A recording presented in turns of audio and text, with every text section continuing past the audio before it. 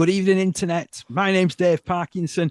You're joining us for the best night of the week. Well, the second best night of the week because it's not game day. This is, of course, the 13 Pro Am Community Rugby League show. I'm Dave Parkinson, joined as ever by Steve Each. And Steve, how was your Rugby League weekend, mate? It's been good, Dave. It actually started last Thursday. You've had one of my sort of weekends, haven't you, to be honest? It was fortunate there was one of those midweek games, or sort of, like a Friday Night Lights, although it was on a Thursday, up at Latchford, taking on Blackbrook.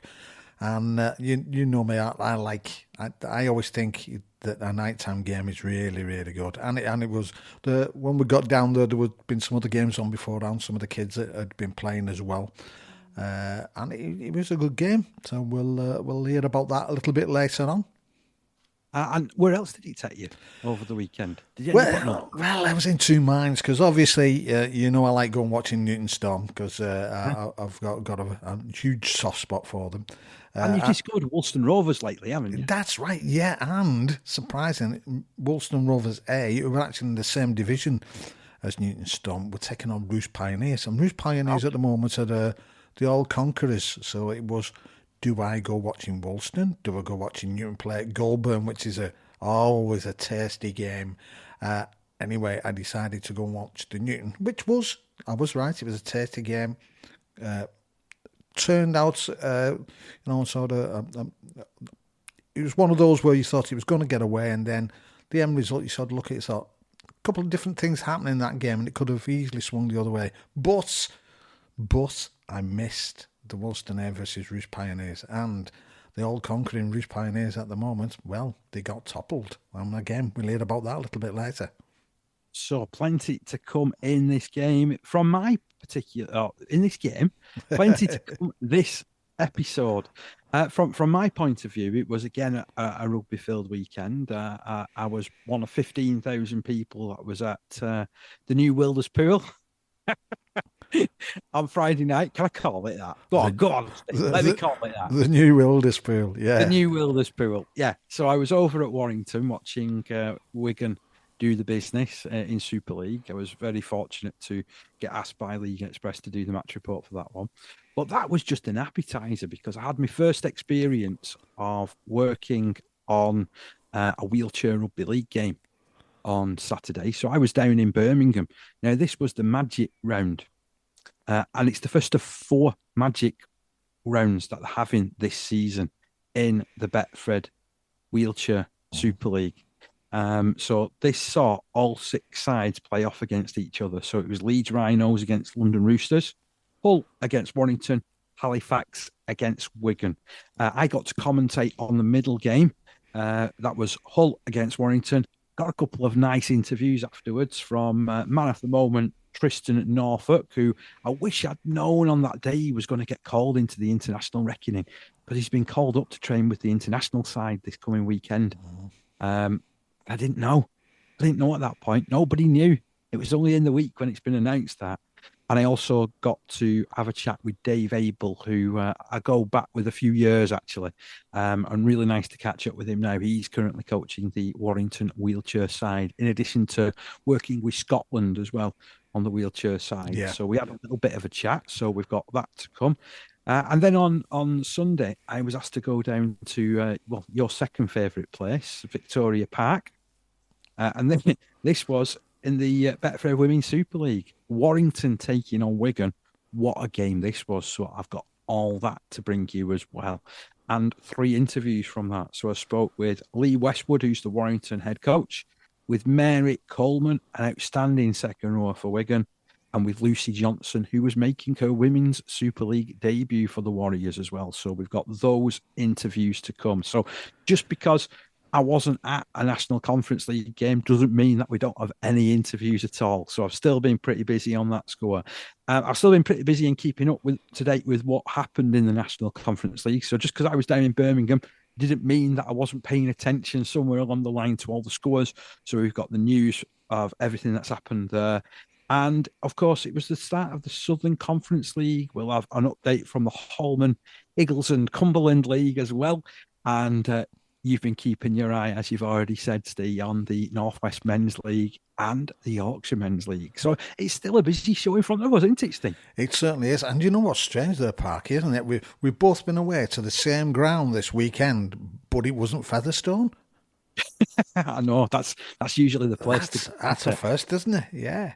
Am I right? Is that your second favourite place? Yeah, I like Vicky Park. Well, it's a good pitch. I mean, for starters, as from a stand point of view, it's really loads of space, and it's a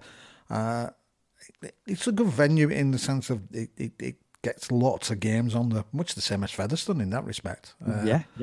But and it's really good. And it's got an electronic scoreboard, which is, I watched the guy actually working it the other day when he was there as well. Did he not give you a go?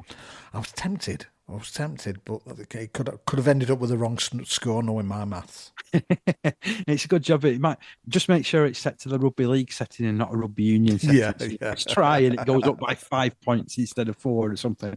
Anyway, we digress. Where do you think we should start, Steve? It's got to be the NCL, mate.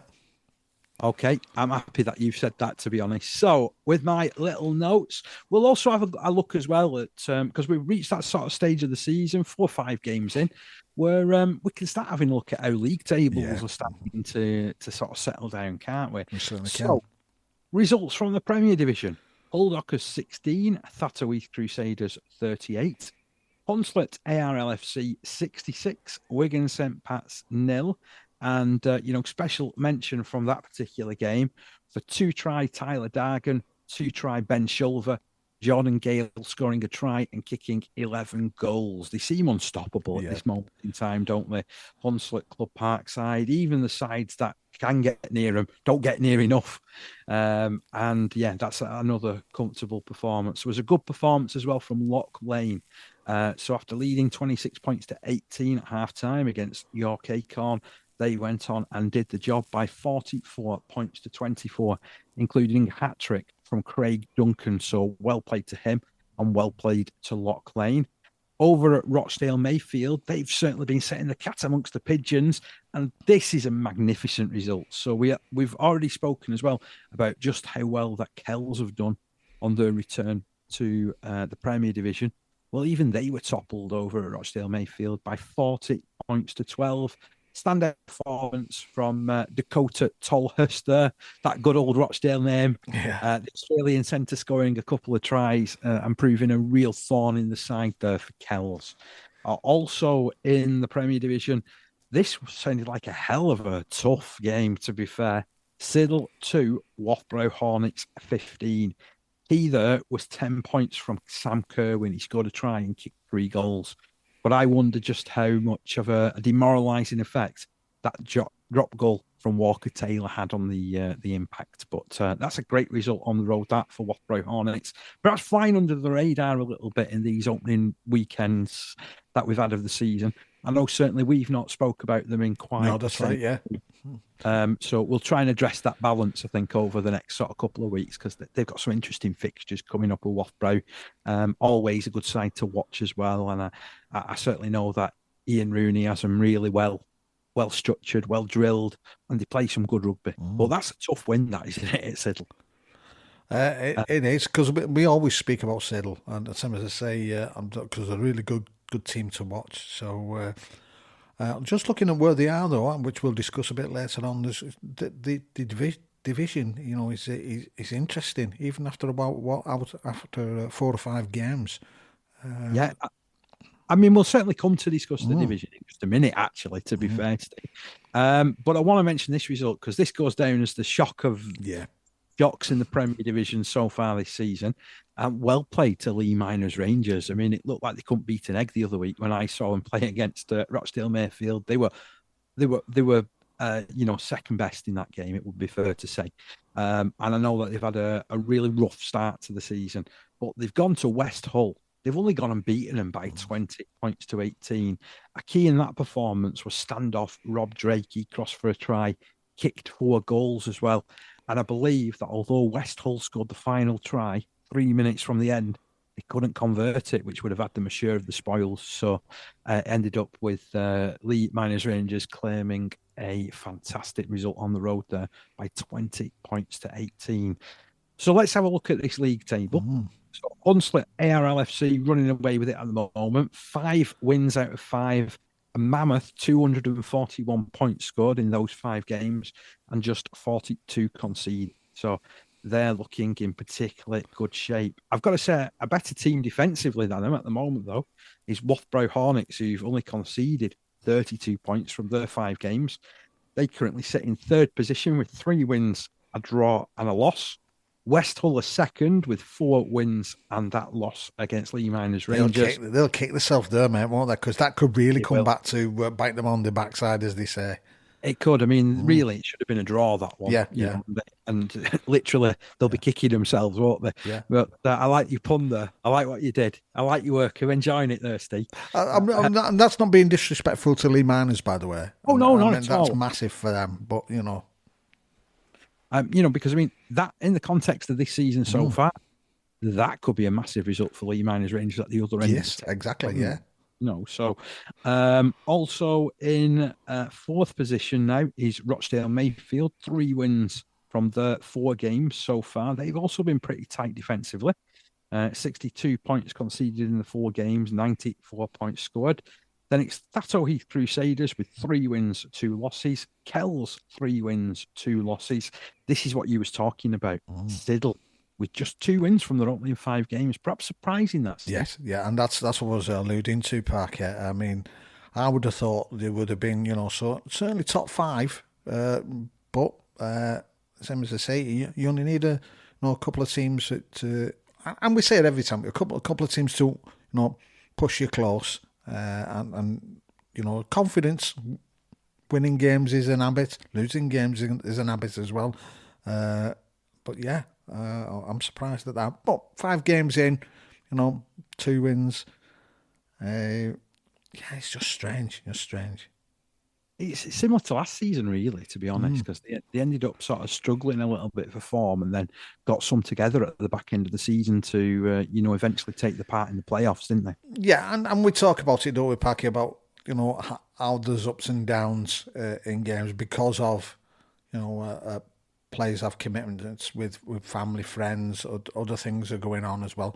If you remember a couple of weeks ago, we were trying to remember when the Grand National was, and obviously that was this weekend. So I'm sure there's some players from up and down the different leagues were there and weren't playing. I mean, again, that's commitments that you give to going to also the different things before the season kicks off. To be honest, yeah, but yeah. So it's going to be interesting come the end, to see whether they start to move up there and get in that top 5. I'm sure they will. So that's Siddle in 7th, 8th spot occupied by Hull Dockers, who, they've lost one of the main players over the last couple of weeks because they made a big thing about announcing Matty Baharrell going playing for them, and he's been snapped up by Hunslet, which I can't blame them because he's a fantastic little player. Yeah, well, if you remember rightly, remember a couple of reports we were getting through that he had been playing well for Dockers. He was coming out with man of the matches, and the quality's there. I remember when there was reporting on the sort of Championship 1 and Championship games on the other show that we used to do, and his name came up time and time again when we were doing the the match reports. So it doesn't surprise me. I mean, it's good to see him back. Obviously, from what I can gather, it was a bit of a cash problem, but from the club point of view. But they managed to sort things out to get him back there. Is it Alan Kilshaw who's there, Parker? He is, yeah. He's a good coach, Alan. Know him quite well. He was an academy player back in the day at Lee, and he's just one of those guys that I've always been able to keep tabs with. Yeah, I mean, obviously he was keen to get him back, and they've managed to do that, and it'll serve him well. There's no ifs and buts here. So currently in 9th position is Loch Lane. Does that surprise you so far into the season? That thing? They've only that one game, your take on. which we just commented on. That's been their only win so far this year. Yeah, I mean, because Lock Lane and Siddle, those were two names that, over the past couple of seasons, you would have, they would have struck fear in other teams. I mean, don't get me wrong, they still might do, but, 1 from 5, it's not an easy start. It could be right behind the 8 ball at the beginning of things. To be fair, I mean, the other draw that they picked up was against Wathrow Hornets, so that again shows the quality that they do have. They've got it in them, yeah. And undoubtedly, they've lost a couple of players to the professional ranks as well. I certainly know that the top scorer from the last couple of seasons, he's now playing for Dewsbury, League One. So this is kind of what happens. You take the rough with the smooth. You develop good players. You lose good players to the pro ranks. But this is what community clubs should be doing, really. Yeah, and they do. This is why it's always a great pleasure to do this show, in all honesty, because everybody, Super League pods, the 10 a penny, aren't they? It's bittersweet, isn't it, Parky? I mean, if you're a part of a club and your player goes off, you sort of think, what's our season going to be like? How's it going to unfold now? But on that other side of the thing, a lot of the times that person's come through the club from a younger age all the way through, and you've got to say, look, they've got the chance. Well, that's why we're here. It's devil in the deep blue sea, as it were.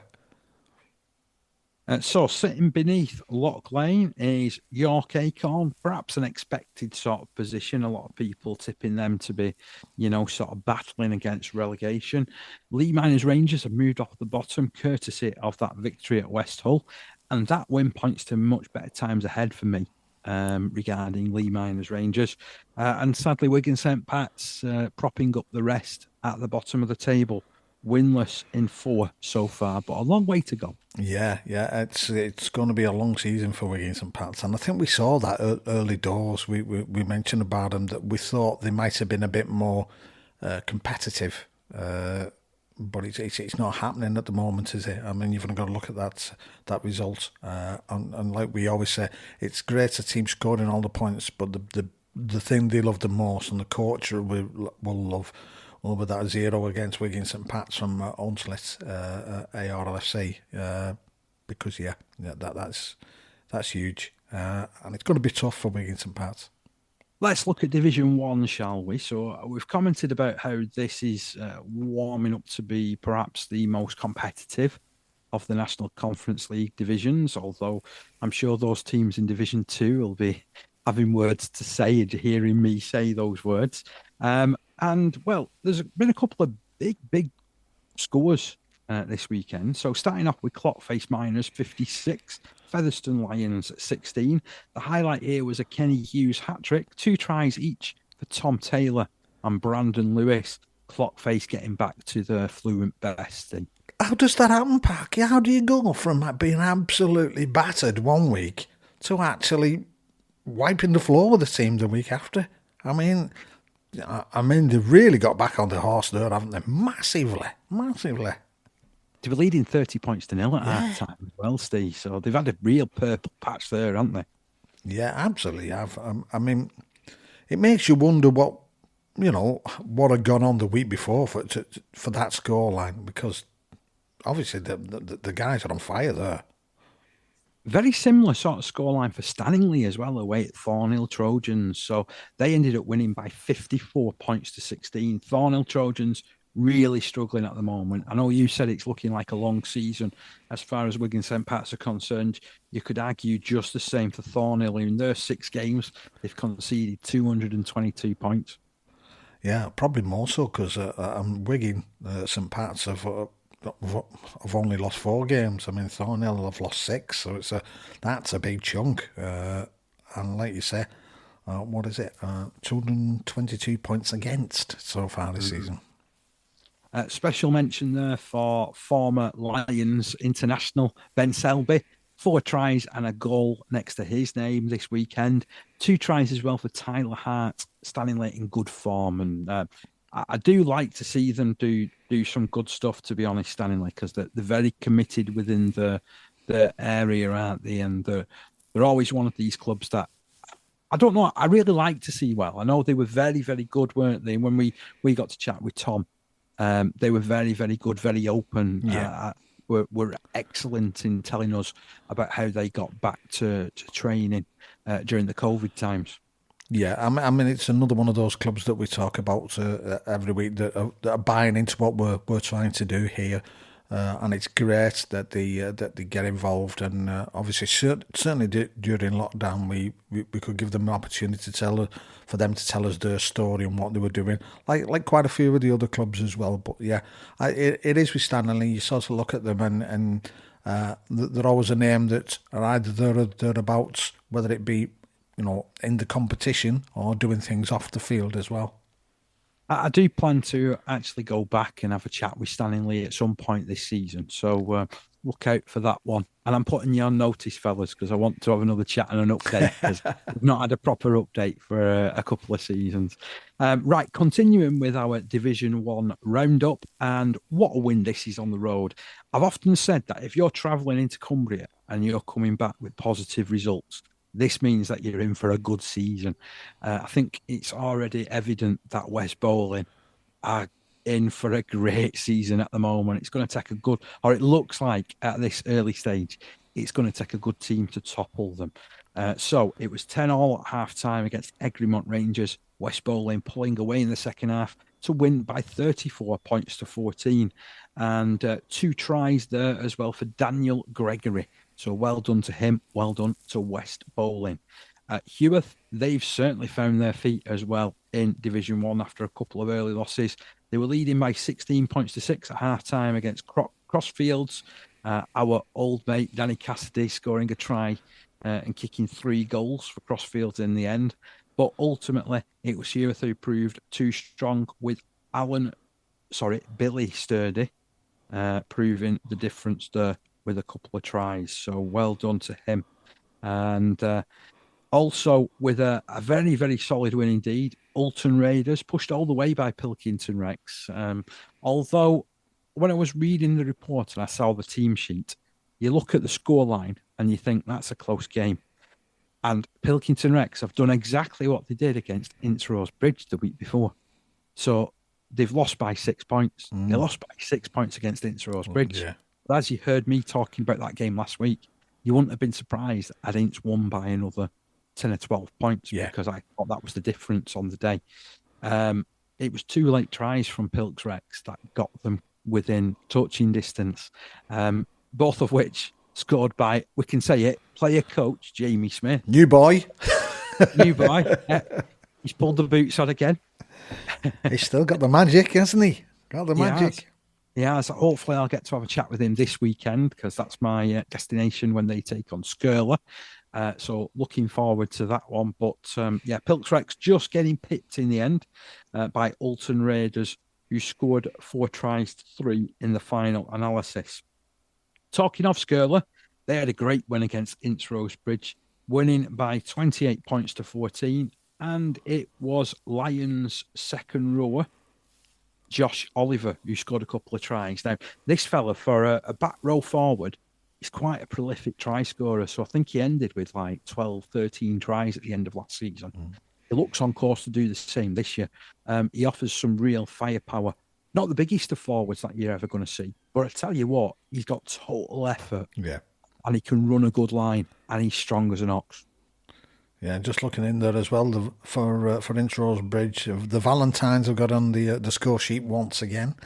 Yeah, it was Pete Valentine with the try there. One of 3 tries scored for Ince Rose Bridge, alongside my old mate Harry Penny as well. So always good to see one of those, what do I call them? Lions victors of 2022. Because, European Championship winner Harry Penny. I should just abridge everything, shouldn't I, with European Championship winner? But yeah, Skirl are showing, particularly at home, they're a force to be reckoned with. And if I don't think I've missed any of the results out there, have I? No, you've got them all, mate. So we've got them all. So now we can have a look at the league table. I've commented about how Hunslet looking like they're dominating the Premier Division. West Bowling doing a similar sort of job to Division 1 at the moment. 230 points scored in 5 games.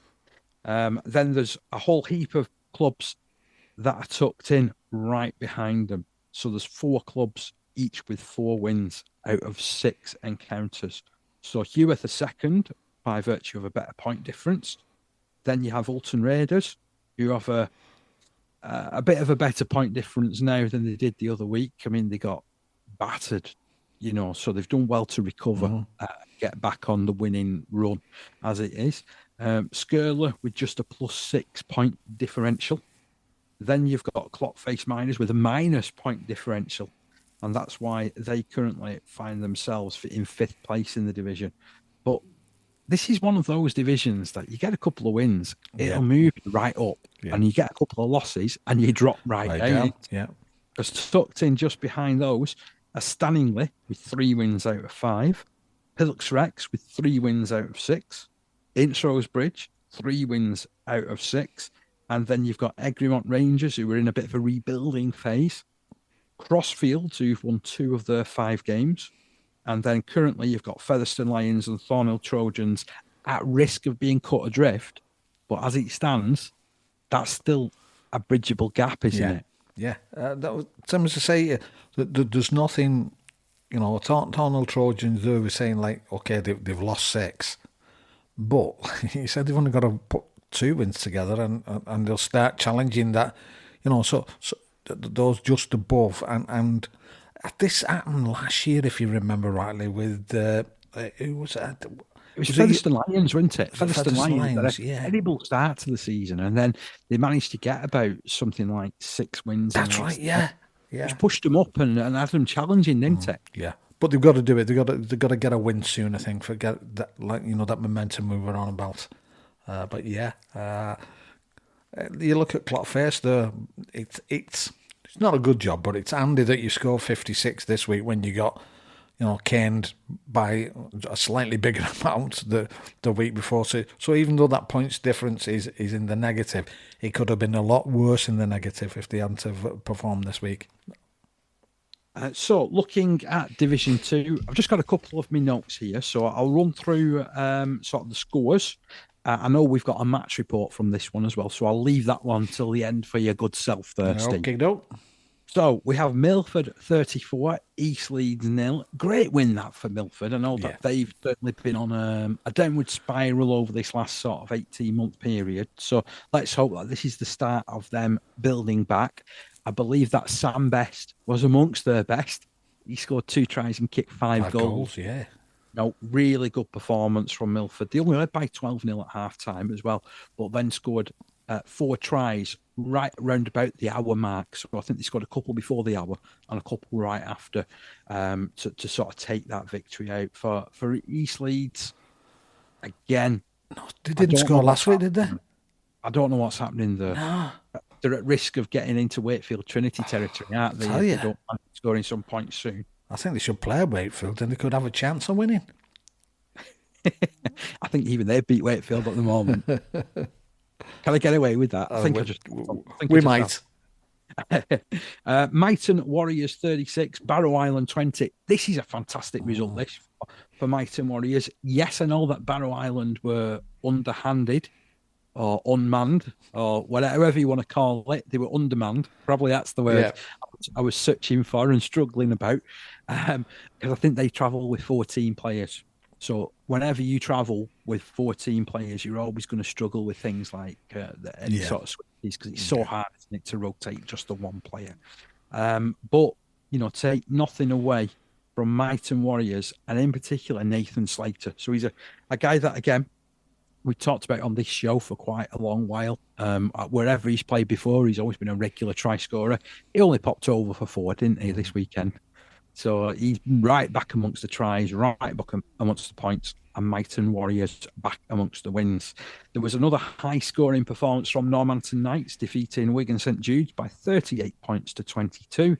And the good thing that I'm liking about the Knights this year is that when I read or look at the sort of scorers, everybody's only scored 1 try. So they're sharing the workload around, they're sharing the points around. A really good team performance from them. Wigan St Jude scoring 3-4 tries themselves, making a real fist of it. 22-18 it was at half time, but Normanton Knights with a powerful second half and a player for Wigan St Jude's getting sent off after the final whistle. That never helps. No, not at all. Not at all. Wigan St Jude's, you sort of think, to be fair, in the back of my mind, I always think, they're going to be up there doing thereabouts. And looking at things, they're not having an easy time, are they? No, they're not. Obviously, we'll have a bit of a closer look at the league table in just a couple of minutes. Great result for Dewsbury Celtic on the road at Saddleworth Rangers, winning by 24 points to 18.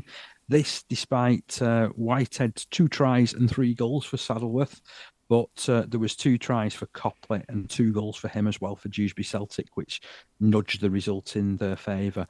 No game at Waterhead and Shawcross. That was due to a waterlogged pitch, and it was raining at the back end of last week pretty heavily. I know it told them, so that doesn't particularly surprise me that didn't take place. Which leads us on to the league table. So Waterhead Warriors, we've already talked about them looking in almost in a league of their own. They've conceded just 20 points in 4 games so far. But as it stands, Dewsbury Moor Maroons are level with them on points, as are Woolston Rovers. So I'm certain that when those 2 clubs play against Waterhead, they're going to be real standout games, aren't they, to watch at this level? Well, it was a standout game at the weekend with Dewsbury Moor Maroons and Woolston Rovers, because obviously Woolston Rovers were unbeaten and looking really, really good. When I say looking really good, they play some good stuff and then they go off the boil a bit. And like I think we said last week, if you can play bad, in inverted commas, and come away with a win, then you're not doing too bad. But Woolston suffered their Woolston Rovers suffered a last second heart defeat as they converted try 7 minutes into injury time, saw them lose their 100% record at the hands of Dewsbury Moor Maroons in an enthralling Impact Performance National Conference League Division 2 game at Ekman-Wyke Road, Dewsbury on Saturday afternoon. In a cagey opening, both sides' defensive skills were apparent, and it took until the 17th minute for the deadlock to be broken as the home side hit the front with a try from hooker Ryan Crossley. Full-back Aidan Innocent converted, but then with 5 minutes remaining in the first half, Rovers responded with a trademark try from hooker Adam Files. Scrum half Dec Leonard added the conversion to make the score 6-all at the interval. 3 minutes into the second half, Rovers went ahead with a second try from Files. Leonard converted, and then 7 minutes later on centre, Dan Fernley scored to move his side 10 points ahead. Dewsbury Moor had Innocent Simbin for use of a swinging arm on the floor, but almost immediately they got back into the game with a try from prop forward James Sammy. Scrum half Louis Walker converted to narrow the deficit to just 4 points. The Maroon winger Jake Butterfield was then shown a yellow card for an accidental kick to the head, but Rovers were unable to capitalise on the numerical advantage, and then with almost the last touch of the game, Sammy crashed over as at the side of the post to level matters. Innocent added the simple conversion to break the Rovers' hearts and give Dewsbury a narrow 18 points to 16 win. Man of the match was awarded to Rovers loose forward Harry Files. He was very well supported by second row Scott Whiteley and prop forward Ryan Palin. After the game, Rovers head of rugby Mal Holt said, "It was a good hard-fought game and we were so unlucky to lose it at the death. We travelled with a much changed side from previous weeks, but all who pulled on the shirts on should be proud of their efforts on a heavy pitch against an aggressive Dewsbury side. The game was close all the way through, and to be fair, I think we're the better team, but we just couldn't put enough daylight between us and them, and they pinched it at the end. We'll regroup this week, get some bodies back, and go against Saddleworth in a positive frame of mind." So the final result there, Dewsbury Moor Maroons 18, Woolston Rovers 16. Yeah, that I must admit, when that one came through, Parky, my eyebrows were certainly raised. I saw the last try as well. Some of the ball movement that Dewsbury Moor Maroons conjured up with that last play was mesmerising. So they were actually tackled the previous tackle before, about 10, 20 metres in from the touchline on the right-hand side, and ended up 4 passes it was across the line. Yeah. The last one, a beautiful, sumptuous little offload for Sammy to run through and ground it at the side of the post. Fantastic. Really, really good finish. Those are the sort of finishes that you want. If I was commentating on that, I would have been stratospheric, I think. I think I would have needed another octave. But yeah, great result that for Dewsbury Moor Maroons. And like I was saying, it puts them really well placed in the league at the moment, doesn't it? Second. It does, and like you were saying, though, there's the 3 of them there on 8 points, and I think I said it last week. I can't wait for Woolston to play Warrington and Warriors, because I'm certainly I'll be down to watch that one.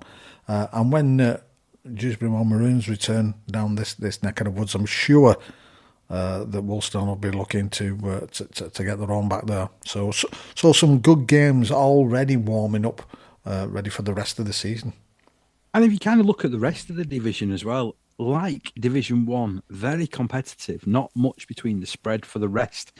So basically, you've got Barrow Island in 4th with 6 points, and then Wigan St Jude's with 2 points. Well, in fact, bottom club East Leeds with 2 points. So you're thinking a couple of wins, and it moves you right up, doesn't it? You know, all it takes is a couple of wins to go on a bit of a run, and the next thing you know, you're challenging. We've got to mention Shawcross Sharks here because they've only played 3 games so far. So I know we had a game at Wigan St Jude's that was called off due to an injured player. So I know that has got to be fitted in the calendar again at some point. But yeah, they're quite well placed at this moment in time, aren't they? With 2 wins and a draw. Well, that's it. Technically unbeaten at the moment, Parky. Definitely. Special mention as well to Dewsbury Celtic, Normanton Knights, and Saddleworth Rangers. But that's one heck of a division, that, isn't it? It is. And it's good when it's like that, though, because we've seen that from last season. But it really makes it interesting, and you're hanging on the results the week after. And you know, from doing this show, and suddenly were your teams that you wouldn't have really bought into as much now, because you aren't sort of tied to one club. It's great, you know, you're like tied into them all to a certain degree, rather than be rooting for just one. Well, I mean, that's certainly the stories that we're wanting, really, from the National League this year, isn't it? Very much, yeah. It's something that I've found. I mean, like I've been asked to do an article this week, which will appear in the programme for the international game at the end of the month at Warrington, all about the national conference. So I've sort of gone and said about the teams that I've seen so far. So do look out for what I've put in there. Granted, it could all be very different after this coming weekend, you know, so that's always always one of the occupational hazards, shall we say, having to prepare, you know, any sort of written stuff a week or so ahead of when, you know, it's actually due. But yeah, hopefully it makes the programme, and hopefully you get to sort of like get out there and read it. And I'm keen as well to have your thoughts on how this season is going so far. So let us know, you know, if you're listening to the show, you're a regular listener, we've either not spoken to your team, or we've not given that much of a mention, because let's be honest, when we do our roundup, we've got 46 clubs that we've got to try and get a mention into. So we know we can't spend that much time always on some clubs. If you think that somebody, you know, there's some player that we've not mentioned who we should have been doing, who's having a particularly strong start to the season, let us know. I mean, you can tweet us at 13ProAmRL. You can even send me a Twitter if you want.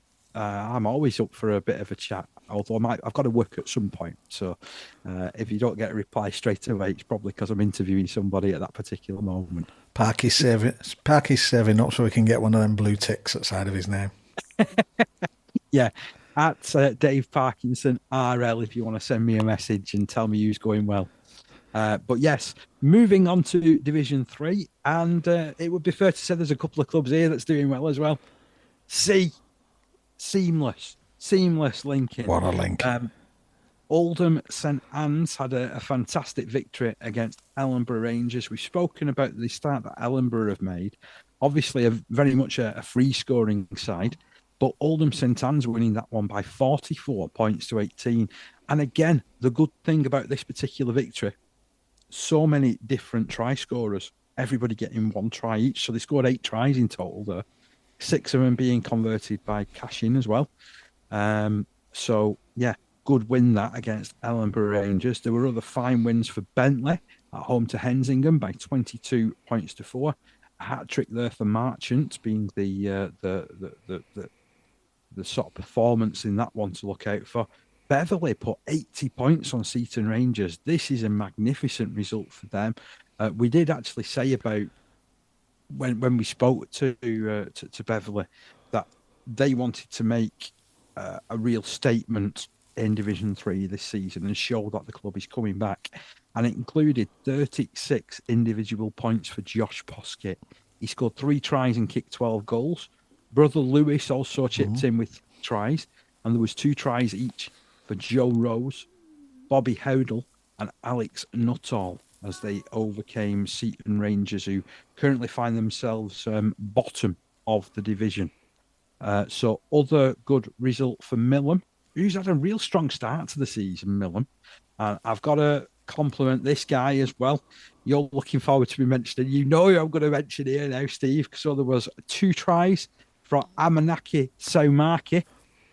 So looking forward to seeing how he goes over the course of the season, because I tell you what, if he's scoring 2 tries on one of his first appearances for Millham, there's definitely more to come there, isn't there? And that's a fine 36 points to 18 win on the road at Driglington. Always tough to pick up a point or two there at the Battlefields. Do love the name of that ground, by the way. I don't know which you prefer, the graveyard or the battlefield. I see. Is it Newbegin also get on the score sheet there for Millham? Yeah, another one of the European Championship class of 2022. Back to playing club rugby. He's actually played a couple of games for Salford in the reserve setup over the course of the last few weeks as well. So, well done to him. Glad to see that it's going well for him. And particularly for Millham as well, because they've had a couple of rough seasons. So, to see them stabilise and start to push forward now. And it's certainly been a strong start for them. I've also got to compliment Eastmoor Dragons as well. So they're another club that are celebrating their long history this season. I think they've been going for 150 years as well. And they had a Jack Raby hat-trick to celebrate in a victory over Lee East by 30 points to 24. They only led 12-6 at half-time as well, did Eastmoor. So well played to them. Great result. And although there was a couple of tries there for Aaron Noon, Lee East were second best over the course of that 80 minutes. So what does that do to the early table? Well, Oldham St Anne's out on top with 8 points, tucked in just behind them on point difference. It's narrow point difference as well. And Millham. Then you've got Beverley with 6 points, Ellenborough Rangers with 6 points, Lee East currently sitting in 5th spot with 6 points. And then you've got Driglington, Bentley, Hensingham, Eastmoor, and Seaton Rangers. But importantly, everybody off the mark now. Everybody's got at least win to their name. And this is another division that I think if you string a couple of wins together, they'll definitely go places, won't you? Yeah, certainly. And looking at some of the fixtures for next week as well, there's some interesting ones, certainly in that third division too. Well, let's start with those. So we've got Ellenborough Rangers against Bentley, which is an interesting tie. Hensingham taking on Driglington. We've got Lee East hosting Millham, which is a real tasty fixture, to be honest, isn't it, when you look at that? Oldham St Anne's against Beverley. Oh, that's another fantastic gaming prospect there. And then Seaton Rangers taking on Eastmoor Dragons. That's going to be that's like a 4-pointer already, isn't it? It is looking like that, isn't it? Yeah, really. I'm going backwards. So I know this sounds really weird. We're doing it and we're presenting it, but never mind. Just stick with us, folks. Division 2, Barrow Island at home to Dewsbury Moor Maroons. Dewsbury Celtic at home to Milford. Myton Warriors, they host Waterhead Warriors. Woolston Rovers away at Saddleworth Rangers. That looks like a good time prospect. Shawcross Sharks at home to Normanton Knights. Wigan St Jude's looking for a win against East Leeds. I wonder which East Leeds will turn up. Exactly, yeah. Will they go on tour well or what there? That's that's going to be interesting to see the result of that one, because for both of them, they're much the same as the Seaton Rangers at Eastmoor Dragons one. That it's an important one to get the season, sort of kicked on and moving. A couple of really interesting games as well in Division 1. So it's Crossfields at home to Thornhill Trojans. Egremont Rangers, they're at home to Heworth. Featherstone Lions, they face the challenge of Ulton Raiders. Clotface Miners make the short trip over to play Ince Rosebridge. The game I'm at sees Skirler come across the Pennines to take on Pilkington Rex. West Bowling hosts Stanningley. That looks like being a really tasty fixture, that one. Yeah, you can't beat a good Yorkshire affair, can you? Then in the Premier Division, Hunslet travel up to Kells. So I'm really interested to see how they go away at Kells, because notoriously that's a long, long trip. Yeah, because obviously we were saying, they put the big scores on and they've got some excellent points, some great results. But it's one of those that, if a team can work them out, or if they have any issues with, like you said, with travel, etc., being distance, it could be a leveller in some respects. That's going to be a good one to keep an eye on for next week. Wathbrow, they've got to make that journey every other week, haven't they, to be fair? They're away at Lee Miners Rangers. Hull Dockers away at Rochdale Mayfield.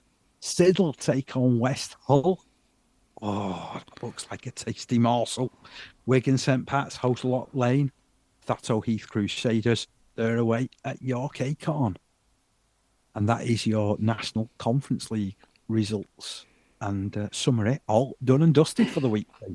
Absolutely fantastic. Great that, these stories are starting to come out now for the season, aren't they? Yeah, well, the grid position is sort of forming now in each one of the divisions, isn't it? And there's still, like we said, there's still room for manoeuvre. A couple of wins from those lower ones, especially in and around those who are, those teams who are in and around where they are, can move them up. I mean, obviously, if they can beat one who's well up the top, which has been shown can happen, so there's still going to be some movement, and things are unfolding nicely. Right, Steve, where do you want to go? Northwest Men's or Yorkshire Men's? We'll go Northwest Men's, Parky, and we'll kick off with last Thursday. It's Latchford Albion took on Blackbrook at Victoria Park. Would you believe what me and Parky have both been in the same week, but not together? And Latchford Albion paid the price for a poor start to each half when they fell to a 32-12 defeat at home to Blackbrook. The hosts found themselves 10-0 down after only 10 minutes as Brook raced out of the blocks. Albion got a foothold in the game when Jack Sharrett crashed his way over on 15 minutes with Rob Marsh converting. Shortly after they took the lead, this time it was Marsh who crossed and converted. Further, Blackbrook scored on 35 minutes, saw them regain the lead, and at half-time the game was in the balance.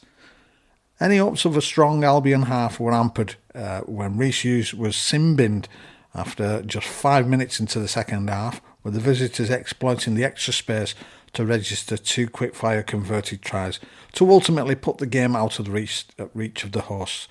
A further try on 70 minutes gave the scoreline a somewhat harsh reflection of a game Latchford had been competitive throughout. Tries were Latchford Albion by Marsh and Sherratt. From Blackbrook, it was Wilson, Gartland 2, Lee, Wynne and Tunstall Mill. Goals by Latchford Albion, Marsh 2 and Blackbrook Wynne 4.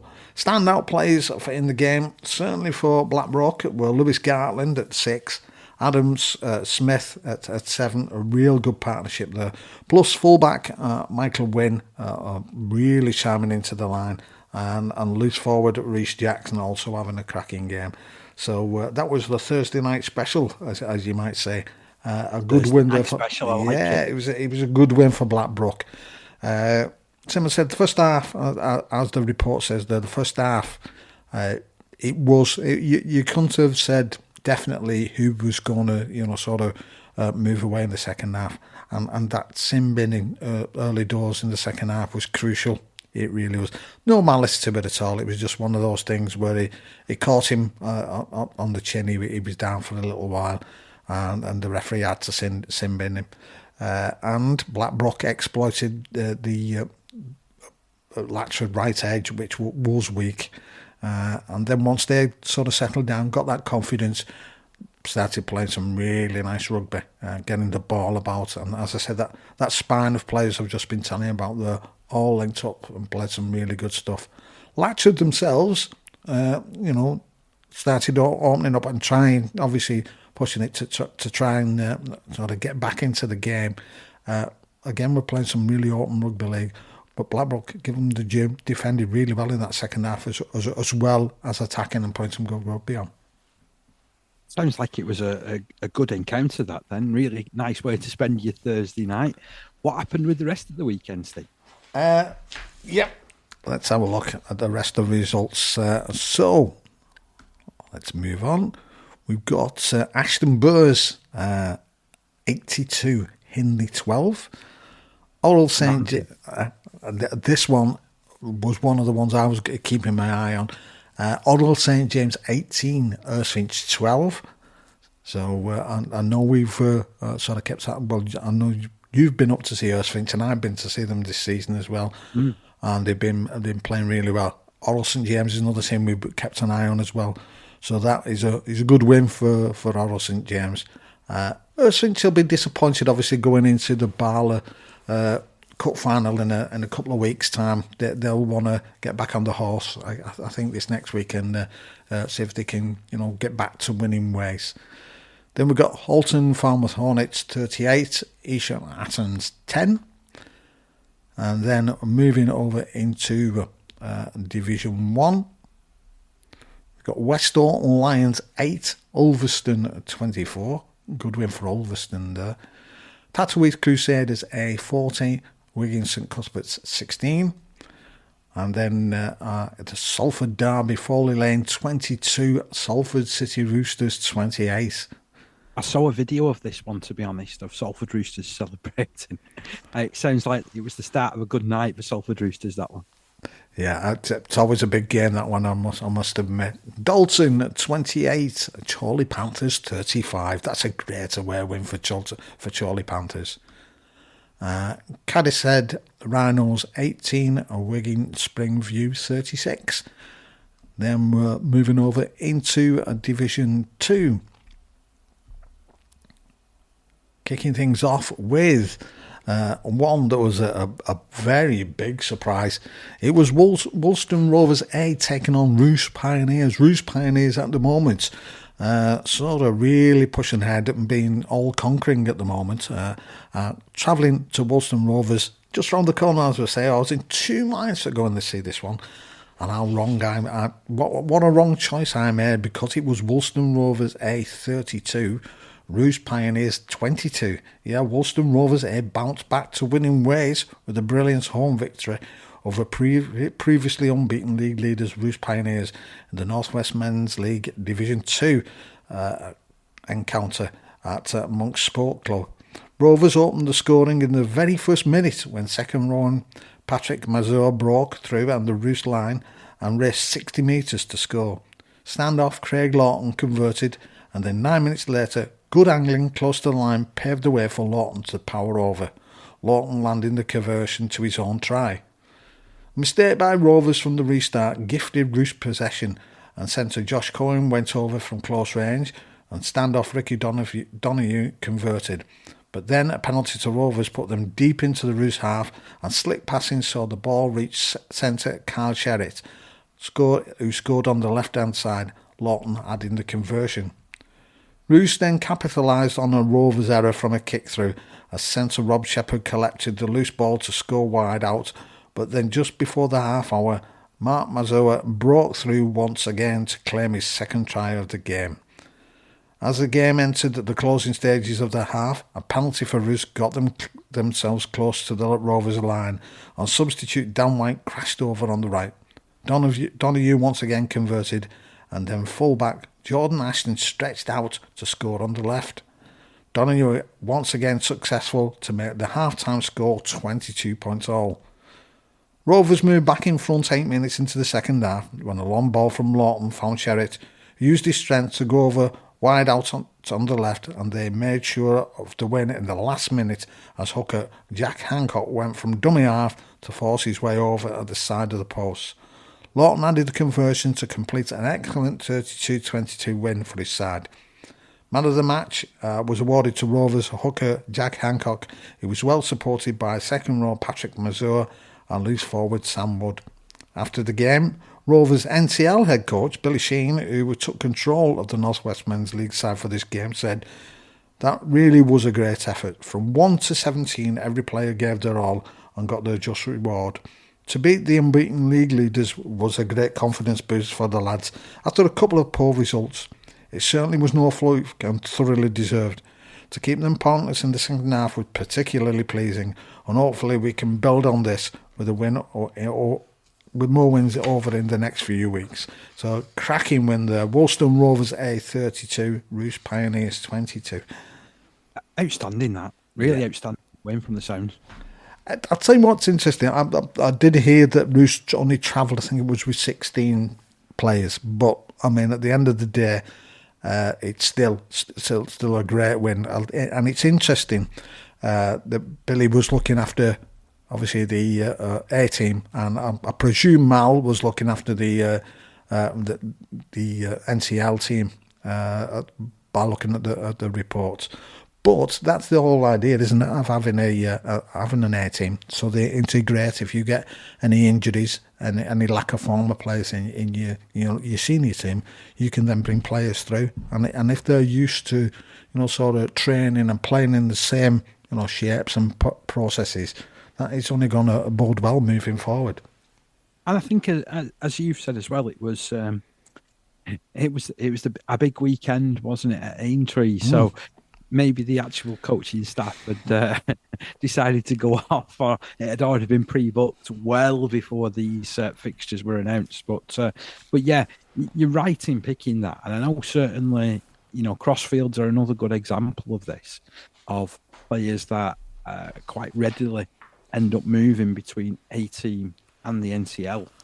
So obviously they're a very well structured club, our Woolston Rovers, and I look forward to seeing how they go over the rest of the season. Yeah, I must admit, I last year had my sort of misgivings from an A team's point of view, because there was a lot of A team fixtures that were completed, certainly the North West Men's, and they've changed that slightly now. And obviously there's a league for quite a few of the A teams, the Alliance division.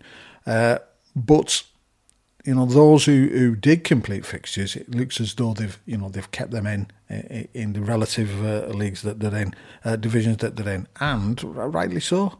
It gives if they're completing the fixtures and they're coming up with wins like this, yeah, that's the way it is, isn't it? And other teams have got to rise to that challenge, and that's what it's there for. And speaking of, sorry, go on, mate. Have many teams, though, forfeited so far this year? Not that I'm aware of. There's been a few.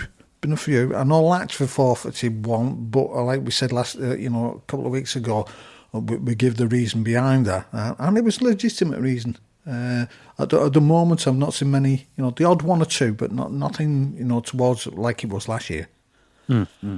Right, moving on, we've got Lee Miners Rangers A team. They were taking on Ashton Burrs A, and it was Lee Miners Rangers A 31, Ashton Burrs A 22.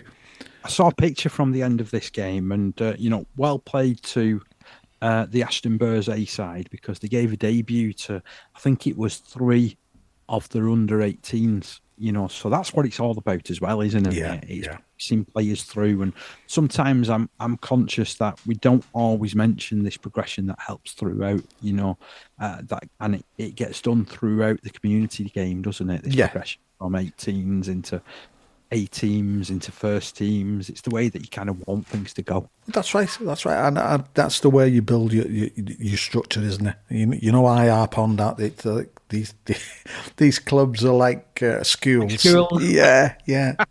And that's what would happen naturally with a school, isn't it, at the end of the day? So then we've got Ironpool Tigers 18, Walney Central 40. Good win there for Walney Central. And then we're moving on to the game that I was at. Goulburn Parkside 28, Newton Storm 24. Scoreline shows that it was a close finish, which it was a close finish in that respect. But to be fair, Goulburn Parkside, always were in sort of the stronger side attacking wise. Defensive, where Newton Storm let themselves down quite a bit. If they'd have been on the game a bit more defensively, they probably would have won it, because some of the ball angling and movement that they had, like I said, I think it was the week before, it was very good, and they can move the ball out. So if they can defend, then they've got a chance of some of those that they're going to score. Are going to help them to win more than that they're going to lose. Got to say a big up to Mike Raw, forward, who obviously has come in this week because there's a few people missing through suspensions, etc. Only said before the game to Dan Riley and said that he's going to score an hat-trick this week. And yes, he did. He actually went and scored an hat-trick. Yeah, he had. I love it when a plan comes together. Oh, attacking wise, he had an absolutely brilliant game. Defensively, I think he could tighten his belt, as it were. But attacking wise, he was immense. Players was hanging on him as he made breaks, and he's great at getting the ball out. Nice offload. Really, really good. Getting close to the line. Giving the ball, and he's one of these who will get over, spin, and get you back in the game, and can pass a ball too, to get the play across the park. But yeah, Goulburn Parkside coming out the victors, 28 points to Newton Storm's 24, and then we got Burtonwood Bridge again riding high. Burtonwood Bridge 50, Rochdale Mayfield A 6. So that's an absolutely massive win for Burtonwood Bridge, and they are playing some good stuff at the moment. So that's Division 2. Moving on to Division 3. Kicking things off with Higginshaw 38, Garswood Stags 26, West Bank Bears 96, Clockface Chargers A 4. 96? 96. Wow, what a win that is. Absolutely huge, I must admit. Obviously, Clockface Chargers is the new team together of Clockface A-team and what was Burtonwood Chargers, if you remember.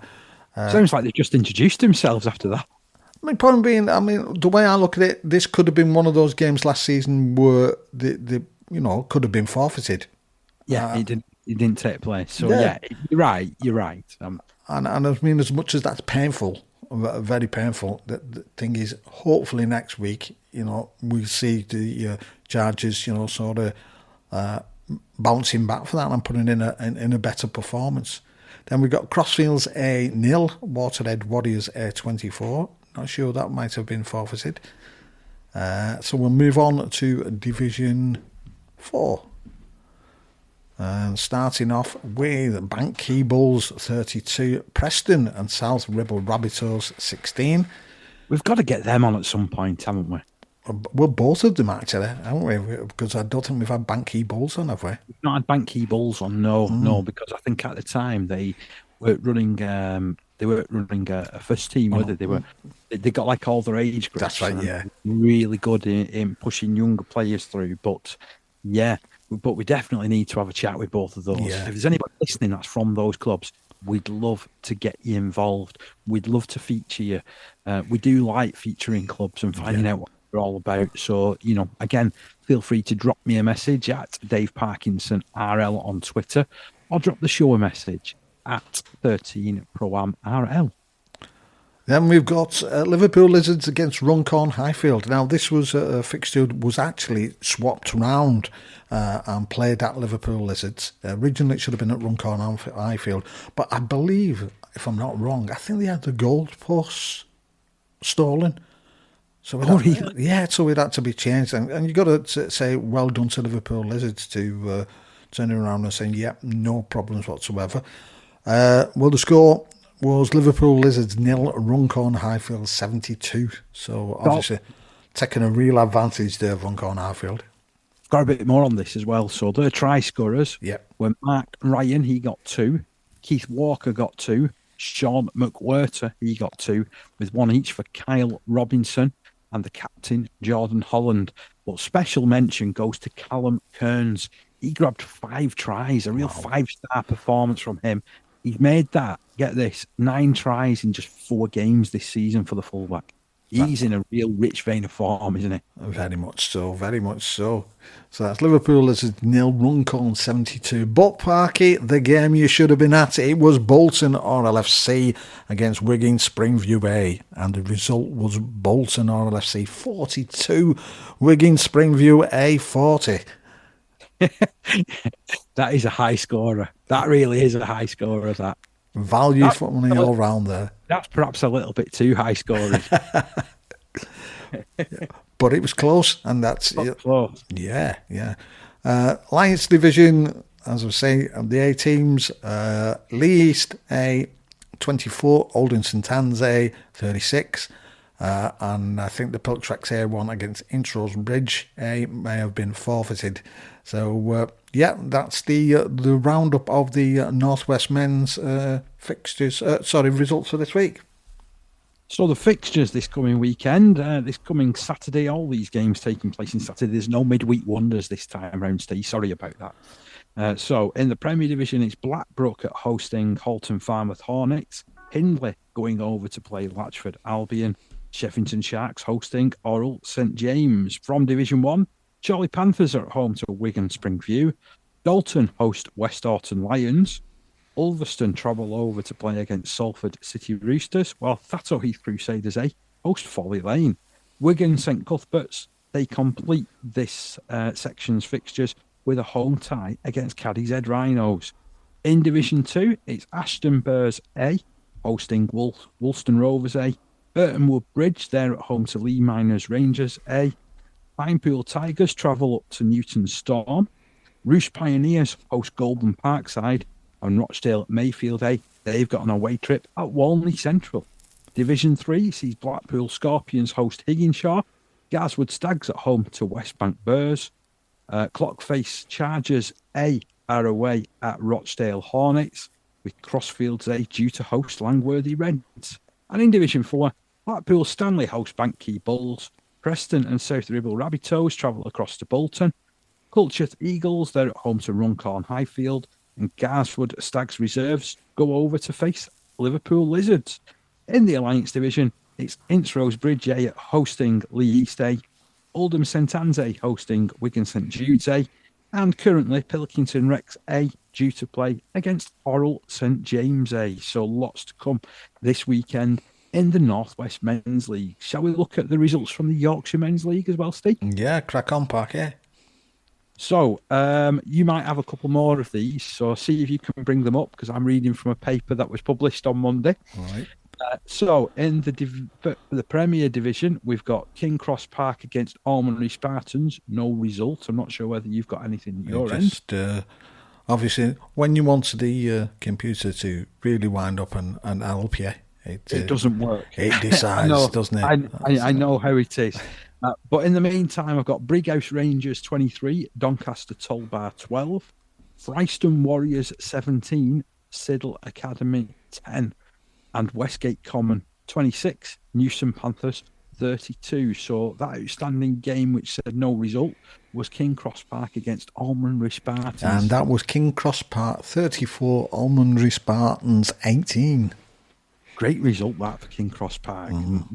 So some good results this weekend, to be honest, from the Premier Division. So Division 1, Cutsite Raiders against Nottingham Outlaws. We've got no result against that one. I've got one there for you, mate. Yeah, it's Cutsite Raiders 28, Nottingham Outlaws 24. Oh, close run thing. That's the sort of game I want to be at. 28-24. 42-40 is a bit too much, but 28-24 is my sort of game. So I would have enjoyed that game you were at the weekend, to be honest, mate. So also from Division 1, we've got Hull White 6, Stanley Rangers 38. Good result on the road that for Stanley Rangers. Ossick Trinity Tigers 44, Keighley Albion 10. Before I move on from that, I saw a really encouraging tweet from Ossett Trinity Tigers the other day saying that now they're up to 3 junior teams, age groups, which is absolutely fantastic. Yeah. We spoke to that club, didn't we, in the last couple of years, and they didn't have any juniors. So to get like 3-4 teams turning out regularly, That's spot on, isn't it? and getting kids enjoying the rugby. That's what it's all about. That's fantastic work that they're doing. So, Division 2, Queensbury 20, Bradford Dudley Hill 10, Farnley Falcons 10, Greetland All-Rounders 22, Illingworth 12, Kirkburton Cougars 16, Wibsey Warriors 36, Mould Green 24. Division 3, Birstall Victoria 28, Wyke 10, Elland 16, Castleford Tigers 26, Seacroft Sharks 32, Methley Warriors 24. That's another one of those games that I wish that I'd been at. And I don't know whether you've got anything different from Division 3. I've got no result between Sherburn Bears and Garforth Tigers. Yeah, Sherburn Bears 10, Garforth Tigers 36. Oh, that's a great result for Garforth, isn't it? Division 4A, Bramley Buffaloes 13, Batley Boys 16, and Goole Vikings against Harrogate Hawks. Says no result, but I know that game didn't take place. It ended up being cancelled in the end. And then I've got, let me just double check here, Leeds Accies against Westgate Common A. No result. Yep, that doesn't look like that one took place either. Doesn't like that one was taking place. Yeah, Scarborough Pirates 50, York St John's Barbarians 26. And then your results from Division 4B. That was Birkinshaw Blue Dogs 24, Brighouse Rangers 0. Newsom Panthers A against Keighley Albion Academy, no result. That's Newsom Panthers A 28, Keighley Albion Academy 20. Todmorden 56, King Cross Park Academy 16. And then I've got no result between Mould Green A and West Craven Warriors. Yeah, no result come through on that one, Parky, either. Okay, Division 4C, Hemsworth Dragons 24, Sherwood Wolfhunt 24. Oh, and that's the one you like, Parky. Yeah, that is, yeah. And this one as well, Sheffield Forges 28, Rycroft Hammers 34. In the Hull Division, Cottingham Tigers 32, Hull Dockers 18, East Hull 20, Beverley 14, Myton Warriors 6, Skirlet Bulls 17. And in the National Conference League East, we've got Heworth 24, Featherstone Lions 0, Normanton Knights 6, Hunslet Amateurs 58, York Acorn 20, Bolton Raiders 18, and I've got no result between Bentley and Loch Lane. I don't know whether you've got anything different. Yeah, no result here, Parky, either. Excellent. So, the fixtures this coming weekend from the Premier Division, Doncaster Tollbar, they host Almondbury Spartans. Newsom Panthers travel over to face Fryston Warriors. Not much between those two clubs, I think, distance-wise. I don't know why I made it sound like it was going to be a huge... It's a bit of a derby for that's going on there. King Cross Park, they host Westgate Common. In Division 1, Charleston Rovers take on Quartzsite Raiders. Stanley Rangers host Ossett Trinity Tigers. Hull White go over to play against Keighley Albion. In Division 2, Farnley Falcons, they host Illingworth. Greetland All-Rounders host Queensbury. Bradford Dudley Hill travel over to play against Mould Green, while Kirkburton Cougars, they head over to play against Odsal Sedberg. In Division 3, Garforth Tigers, they host Seacroft Sharks. Methley Warriors, they're at home to Birstall Victoria. It's Castleford Panthers who travel over to Sherburn Bears. And Wyke go over to play against Underbank Rangers. Division 4A, Craigleston All Blacks host Goole Vikings. Harrogate Hawks, they're at home to Batley Boys. Leeds Accies host Bramley Buffaloes in a bit of a Leeds derby going on there, while Westgate Common A are the latest team to host York St John Barbarians. Division 4B, Keighley Albion Academy are at home against the West Craven Warriors. King Cross Park Academy travel over to play against Birkinshaw Blue Dogs. Mould Green A are away at Brighouse Rangers A. Meanwhile, Todmorden, they're hosting Newsom Panthers A. Division 4C, the Sherwood Wolfhunt, they're at home to the Sheffield Forges. Dodworth Miners against Hemsworth Dragons. In the Hull Division, it's Skirler Bulls taking on Beverley. West Hull host Mighton Warriors. And then finally, but by no means least, in the NCL East, it's Hunslet Amateurs hosting York Acorn, Loch Lane at home to Heworth, Normanton Knights travel over to Featherstone Lions, and Bentley head over to Alton Raiders. Lots of great potential action in the offing there, I think, Steve. Yeah, we say regular, Parky, there's lots of teams out there. There's a lot of people playing rugby league, full stop. There is, particularly in Yorkshire, with all them different divisions, Yeah. Division 4A, 4B, 4C. Just carries on, doesn't it? It's like playing Countdown. So we've also had something sent across as well from the Holman Eagleson Cumbrian League. It's my favourite sprint of the week. So in the top division, taking on the I've got to say, Kells A were the team to watch. They ended up beating Ellenborough Rangers A by 64 points to 0.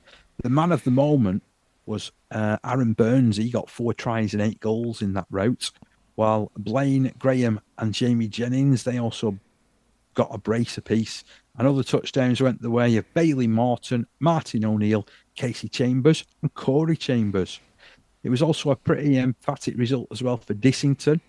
Lauca were the visitors there, and Lauca were hammered by 42 points to 0. Nick Cook grabbed a hat-trick and 5 goals. And there was also Scott George and Jack Penrice who got on the scoreboard, with Andy Hunter and Harry Riley closing the home account. Loughborough Hornets A, they prevailed by 28 points to 12 at Cockermouth, and they had tries to thank from Peter Caddy, Luke Jeremy, Luke Davison, Daly Stables, Jack Casey and Jamie Devine, 2 of which were converted by Devon Sharp. Meanwhile, Regan Tinian and Alex Barton replied for the Titans, who were only 8 points to 6 behind at the break, Ryan Scott adding both of their goals. Unfortunately, Hensingham Pitch, there was waterlogged for their game against Glasson Rangers, while Seaton A were unable to raise a team for the fixture at Egremont. So those are the results from the Holman Eagleson Cumbrian League. If we look at the fixtures coming up this weekend, on Friday, it's due to be Ellenborough A hosting Cockermouth Titans, Hensingham A at home to Kells A, and then on Saturday, your games to look out for are Glasson Rangers hosting Dissington, Lauca against Egremont Rangers A, Maryport at home to Loughborough Hornets A. In the Barrow division, well, the Furnace Tiles League took place on Friday night, and it was Askham 42, Barrow Island 18, Ulverston 24, Walney Central 0, Pinepool 0, Dalton 24. Fixtures due to take place this coming weekend: Barrow Island against Millham, Walney Central against Askham, Dalton against Ulverston. All those ties set to take place on Friday. And it was the turn of the Southern Conference League to kick off at the weekend as well, Steve. I realise that we're charging through a lot of these results. Hopefully we can add a bit of context over the course of the season. So if you're a club and we're only giving you a mention, do remember that you can send us a match report. You can send us a list of scorers. We'd love to get some context to some of these. So on the Saturday, there were 2 games that took place in the Southern Conference League. Hammersmith Hills Hoists 42, Eastern Rhino 6, London Chargers 40, Brentwood Eels 14. That was actually a replay of the grand final from last season, and a very, very similar result as well, with London Chargers pretty emphatic in the end. On Sunday, it was also emphatic for West Warriors. They travelled up to Bedford Tigers and defeated them by 80 points to 0. And the fixtures taking place this weekend: 2 on Saturday. So Eastern Rhinos at home to Brentwood Eels, London Chargers at home to Bristol Allgoads, and then on Sunday, Hammersmith Hills Hoists, they host Bedford Tigers. One fixture that isn't now taking part is the North Hearts Crusaders against West Warriors. I don't know what's quite gone on there. I know that just when I looked at the fixtures, it said in the middle section that it had been postponed. So I don't know what's happened there and whether that will be replaced. But I'm sure as soon as we find out, we'll let you know as well. Have I missed anybody out? No, I think that's about it, Parky, to tell you the truth. I think that's pretty good. So, as I said at the start of the show, I was over in Birmingham at the weekend. So this was the first of 4 magic weekends as far as wheelchair rugby league was concerned. So everybody fell in love with wheelchair rugby league at the World Cup, it would be fair to say. Obviously helped by England's superb performance in lifting the trophy. The trophy was an excellent guest. I took a picture of it as well, to be fair, which I don't think I published anywhere, but I might, after the show, just put it on my social media because it's a fantastic trophy. And that came out of its box and was there for everybody to sort of take pictures of. So it was good to actually get down to Birmingham, see all these teams in one place, and actually see domestic wheelchair rugby league. Because let's be honest, you watch the international game, it's the pinnacle, isn't it? You've got the best of the best playing off against each other. Was this going to be the case at domestic level? I'll tell you what, it went flipping close. So the first game saw Leeds Rhinos take on London Roosters. There was a whole heap of stars from the England side, a couple from the Welsh side as well, which were playing off against each other. Leeds Rhinos winning by 64 points to 32. Then in the third game, Halifax avenged an earlier defeat to Wigan. I think they lost 59-45, if I'm not mistaken, in the first weekend of the season. But Halifax, the turntables, defeated Wigan by 62 points to 28. This was after Wigan fought back to trail by just 24 points to 18 at half-time. So that's one hell of a second half as far as Halifax are concerned. The game that I was commentating on and I worked on was between Hull and Warrington. And I thought this was quite an interesting one, really. I mean, as I said, other than actually watching the sport, this was my first time to work on one. And it did take me a little bit of time to get used to it. And I was helped along in the end by Joe Coyd. Really pleased to have his company and have him, sort of talking his way through some of the other things. One thing that I was conscious of, because everybody watches Wheelchair Rugby League State and they just see the collisions between the two, between the wheelchairs. And you get carried away with those collisions. And to be fair, that's always going to happen, isn't it? It's a collision sport, rugby league, at the best of times anyway. So you do sort of get that. And I was conscious that maybe not enough had been made of the handling skills. And I've got to say, they were fantastic with Hull with the handling. Yeah, I agree with the Parker, because I remember watching it and I was... I agree with the crash of the chairs and everything, but some of the angling skills in that World Cup series was absolutely superb. And when you put that together with some of the collisions, then that made it even more interesting. And some of the moves, like you say, there's more to it than meets the eye, I think, and it is a good sport. Yeah, definitely. I mean, I enjoyed it, and I don't mind saying, I struggle with the first sort of 10-20 minutes of the game, if I'm being fairness, because there's a massive difference between that and the running game, particularly if you're commentating. Yeah, and you're looking at these little nuances in play. So people were telling me beforehand, well, look out for you'll see players trying to square the chairs up, because that's like how they've got to play the ball correctly. So you noticed them, then it's the slightest little bit, and you noticed opposition players as well. So similar to in Super League, where you have players with the hands on the ball, and we see it every time. We see it every single weekend. And to be honest, any rugby league game that you do, players with the hands on the ball and just mauling and buying the defence in seconds. Well, what you see in the wheelchair game, because teams have to go square with the chairs before playing it, you just see players as they're getting up and they're getting back and they're starting to rearrange themselves for the play, just knocking the other wheel, so they've got to go straight again before they can play it. It's quite a cynical little thing, actually. So it was quite interesting to see that, and particularly in that last game, like I was saying, Halifax and Wigan, there was some feeling in that. Real feeling in that, and I think it was half the Wigan team, because they've got a couple of French players playing for Halifax, one of which was a fantastic player in the World Cup, by the way. Yeah, it was almost like Wigan went after him. It was quite funny to see, really, because they were so intent on trying to stop. And he was so strong and so quick in his chair. Well, that's a backhanded compliment, isn't it, Parky? That's what it is. Yeah, definitely. But back to the game that I was working on. This was 36 points to 2 at half time to Hull, who basically they doubled the lead in the second half. So they eventually ran away with it by 76 points to 10, which sounds an absolute horrendous scoreline. So afterwards, I caught up with Tristan Norfolk. So he was the star performer for Hull, ended with 4 tries and 3 goals to his name. And this is what we have to say. So I'm delighted to be joined by Tristan Norfolk, a player of the match performance for Hull today against Warrington. Now, some people look at the scoreline and think 76-10, that's an easy win, but you had to work hard for it, didn't you? Oh, without a doubt. There's never an easy win in Wheelchair Rugby League, and obviously it's a fast-paced game, over 40 metres, do you know what I mean? So you do get big scores, you know what I mean? But we fought for every single try there, do you know what I mean? Warrington didn't just hand it us to want to play. They played well. I think at one point you were after a highlights reel all of your own with little dummies and ball over the top and your goal kicking too. Yeah, well, a bit of training, you know what I mean? It pays off on the pitch, you know what I mean? So yeah. How long have you been with Hull for? About 5 years now. And obviously you love it because you've been there that long.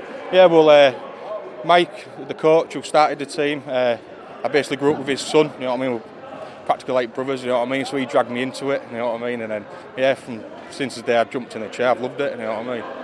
What I love about, being here, and this is like the magic round, so all the games have come to Birmingham, is the setting, because it's a magnificent new facility, this, but also as well the camaraderie. It's very rare that you get players going shaking hands with each other and going giving each other high fives before games. Yeah, well, a lot of the players, we've all known each other, like as long as I played against all these guys for like 5 years now, so you get to know everyone, you know what I mean? And yeah, it's nice, isn't it, to have friends from other teams and that, and at the end of the day, you do your battle on the pitch, and then off it, you're back to talking friends, you know what I mean? Have you always been involved with, sort of Wheelchair Rugby League, or did you go down the running route before? No, just into, Wheelchair Rugby League, really. You know, I've always supported Hull FC and watched the game, you know what I mean, but I've never really played it. I was more into football growing up. So you must be a proud guy then, supporting Hull FC, getting to pull on the shirt, because not many people do that. Oh yeah, without a doubt, you know what I mean. Especially when we all rock up in the same kit and that, you know what I mean. You feel as like part of the team, you know what I mean. You're representing the club at the end of the day in your city. Am I right in thinking that was your second game of the season? Yeah, that's correct, yeah. Yeah, so who've you got coming up next? We've got London again. London Roosters, who played in the first round. You gave him a good going over, didn't you, in the first one? Didn't quite get the result there. We had a really poor start against London. I think it was about 50-0 or something, you know what I mean? And second half, managed to calm ourselves down and think about what we're doing and put what we're doing training into practice into the game, and it paid off second half, do you know what I mean? So next week we're going to look at starting off well, you know what I mean, and not try and build into the game, but start on a high note and positive note and really give them a good showing, you know what I mean, what we can showcase. For me, I think that's the case. It's showcasing the domestic game now, because we had all the great coverage that was at the World Cup and people fell in love with the sport. Have you found since the World Cup there's been more people and more interest? Oh yeah, as soon as you mention I play wheelchair, everyone's like, oh, is that what I saw on the TV, do you know what I mean? And the World Cup was great, and yeah, it's like we had a Jamie Shaw testimonial. We played against Hull FC first teamers. Saw that? What was that like? Oh, it was fantastic. We had a massive crowd, you know what I mean? Everyone cheering us on. And it's just exploded sort of in popularity, hasn't it? Hopefully we can continue and I can catch up with you again to find out how you go on for the rest of the season, Tristan. But thank you. Yeah, thank you. Really interesting hearing from Tristan there. And like I said, in some ways it was a flattering scoreline. And in others it wasn't. And I think that's what, you'd look at that and you'd just think, oh, that was easy. There was no point in watching that. But Warrington put a heck of a lot of effort in, and this is something Tristan was keen to compliment. I've got to say that he himself managed to put his own highlights reel together in scoring 4 tries. I think he laid a couple on as well. He literally had one of those games where everything went right for him. And it's no wonder that just a couple of days later, he was named in the squad to train for England, because he was international standard, to be fair. Yeah, how many times do we watch, whether it be Super League or it be NCL, Northwest Men's, and we a scoreline you look at and you think, do you know what, that doesn't tell the story. That scoreline doesn't tell the story. So it just goes to show that it's right across the park. It's the effort of players and what they put in as well can define how things have gone. Now, his side may have conceded over 300 points in the 3 games that they played so far, but I caught up with Dave Abel, boss of the Warrington Wolves, and this is our conversation. Right, I'm delighted to be joined by Dave Abel, Warrington Wolves wheelchair coach. Unfortunately, it wasn't to be for yourselves today, but I think you can learn plenty from that. Yes, thank you, David. It was a tough day in the office today, another one, so it's the third one that we've had so far this year, but plenty to learn from each game. This one was much better in certain aspects, so another step towards where we want to be. Hopefully with players returning and their availability will help us get to that next step on the ladder. Yeah, you was a little bit short-handed today. You only had 6 players that you was trying to rotate, and that's always difficult, that, isn't it? Yeah, most definitely. It's easier with a lot more, but we done the best we could with a 6. A few tired bodies out there, but the people that we had, we could only rotate so many times and give them plenty of game time. So it's tough on that aspect, but they all enjoyed it, so that was good. We go back a few years, it would be fair to say, but this is the first time that I'm speaking to you in your capacity at Warrington. How long have you been there? How have you found it? I've been there since the start of COVID, and we ourselves go back quite a few years, especially in the running game and as well in the wheelchair. I found it pretty decent at Warrington. They're stepping up and asking questions, and we're asking questions of them, and as far as I'm aware, they're giving us what we were asking for up to certain points. We've just got a few things that we're waiting on to get the okay on, but apart from that, we're building and progressing as we can. And you were saying before that this is your second year in the Wheelchair Super League? Second year in the Super League. We've just got to try and put together some more performances and hopefully get the W's that we need to progress up the ladder. But I think, as you've already alluded to, there's definitely progression there, because you conceded over 100 points in your previous 2 games. Definitely. The bits that we've been working on from the first game, like some of the basics, they turned out against Halifax, and the basics was there. We just didn't respect the golden egg as much. And then today, again, we never really had any direction from a pivot on the field. There was a makeshift one in position. So things like that do have its disadvantages, but we've got to learn from that and go forward. In a way, that's upskilling your own players, though, as well, isn't it? Because someone else has to take that responsibility. Most definitely. And I expect everybody in the teams that we've got to be able to play any position on the park. Understandably, some of the larger fellas that are in the squad can't necessarily play the wing and bring the pace, but they bring over advantages going forward. And tell us a little bit about some of the personnel that you've got at Warrington. Ourselves in our teams, we've got a couple of internationals. From currently, we've got 2. We've got 3 that are 1 Irish and 2 Scottish currently. We've got an ex-England international that needs a couple of sessions, or has been down for a couple of sessions. We've got a couple of dual reg players that are coming from different nations as well, a couple from Wales, a couple again from Scotland. So that adds to our armoury. Hopefully when we've got a couple more of them available, the scorelines will take care of themselves. Well, this says to me that Warrington are offering opportunities.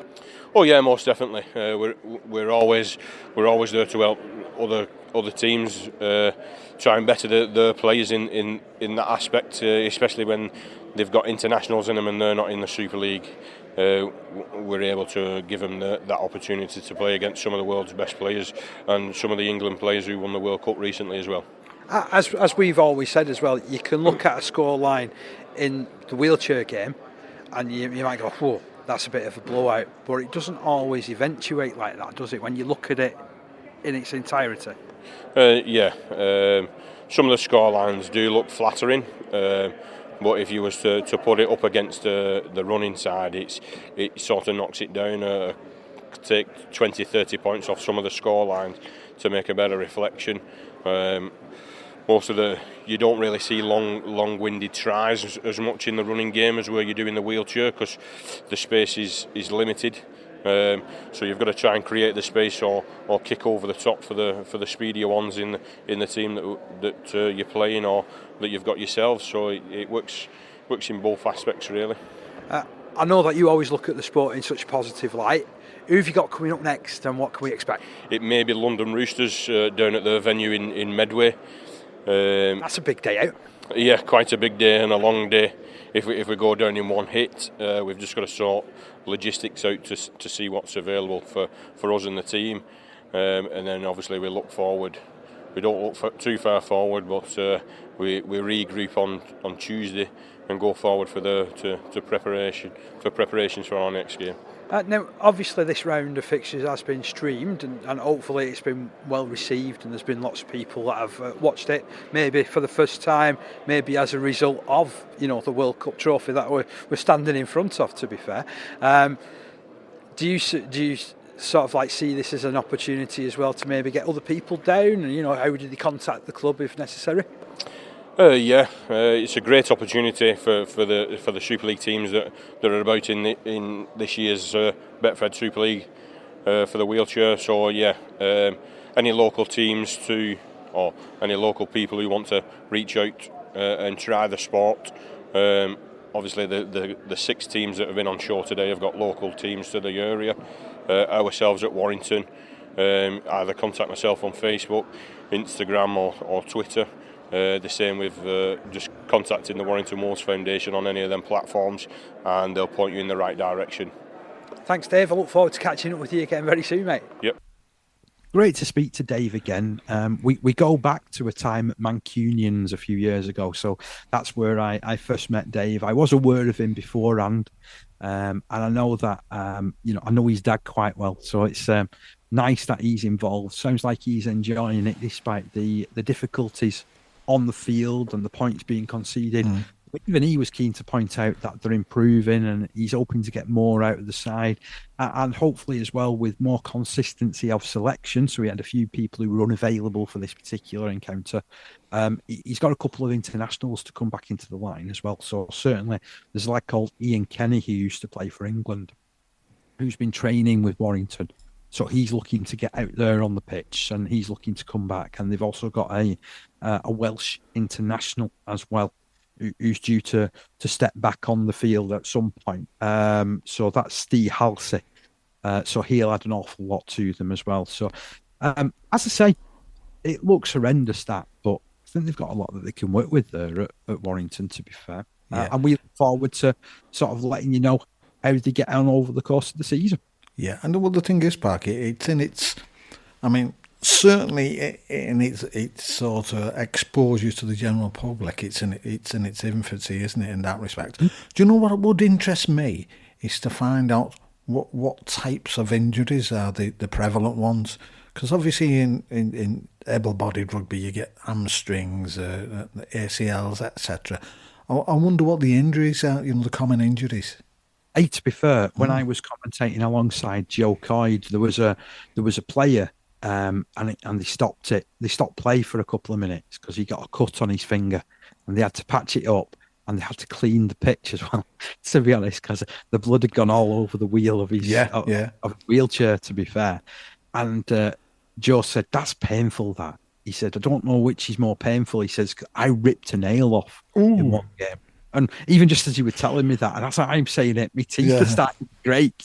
What a horrible injury that is. So, but yeah, it would be interesting to find out about other things. There was one particular, I think in one of the games, there was a collision that was so hard that the wheel flew off the wheelchair, and they had to lift it up and put it, So while you've got, like guys who go picking up all the tags, so the idea is that they've got tags which are on the shoulders, and you rip one off and it constitutes a tackle, and the player has to put the tag back in place before, straighten up the chair before they're able to tap and play the ball, and then the ball's back in play. If you do it and your tag's not properly attached or your tag falls off, you get a penalty against you. And conversely, there's also the equivalent of like messing around as well. If you get 2 players and it's ripped off simultaneously, so you're not allowed to do that either. It's like a gang tackle. So you're penalised for that as well. So there's all little nuances which I think are really interesting from a guy that's just covered the running game all the time. It is really interesting to cover. I hope I get the opportunity to bring more back. To be fair, because I do like talking about it and talking about different variations, similarly to how I enjoyed physical disability rugby league as well. That's got some real interesting nuances. But yeah, fantastic to be involved and great that both of those guys I was able to speak to. There's another couple of stories that we're wanting to tell over the coming weeks. And who knows, we might end up at Warrington in the next few weeks as well. But there's another 3 of these Magic Weekend events that are coming up. So there's one that's going to be played in London, one in Manchester, one in Newcastle. So the Newcastle one is on the weekend of the Magic Weekend involving Super League as well. So they've got that really well sort of marshalled into the calendar, which I like. Well, haven't they spread that across the board? That is really good, that, isn't it? I mean, if you're going to have a Magic Weekends, then that's the type of things you do, I think. I mean, bring the game. Well, you saw the success of it during the World Cup. So if you can use that vehicle now, for want of another word, to sort of show the people in and around the country that what a great sport it is. Yeah, excellent. Now, it seems a long time in coming, this, but the Women's Super League is now fully up and running. So it seems like we've been talking about this forever since basically the World Cup ended. And the Women's Super League, the BetFred Women's Super League, it did get underway last week where I think York Valkyrie, the renamed York Valkyrie, were successful against Leeds Rhinos. How were they going to go on this week? Well, certainly the results were interesting as they hosted St Helens. So as we know, St Helens, really, really good side. York Valkyrie winning by 26 points to 6, which was quite a comfortable victory. An equally comfortable victory for Leeds Rhinos. They went over to play against Huddersfield Giants and won by 80 points to 0. Now, if you're looking for a couple of little links of players that we have mentioned on this show and certainly that we've talked about over the last 12 months, then Leeds have a certain young standoff called Caitlin Casey, who played at Alton Raiders last year. She's in that England D setup where she's studying and trying to build and build and build. She looks a fantastic prospect. And she played at the weekend and grabbed a couple of tries for Leeds Rhinos in their 80-0 victory against the Huddersfield Giants. Then in the Super League Division 2 or Pool 2, or how they're describing it this year, we had Bradford Bulls 12, Lee Leopards 12. So the Leopards getting a share of the spoils in the last minute.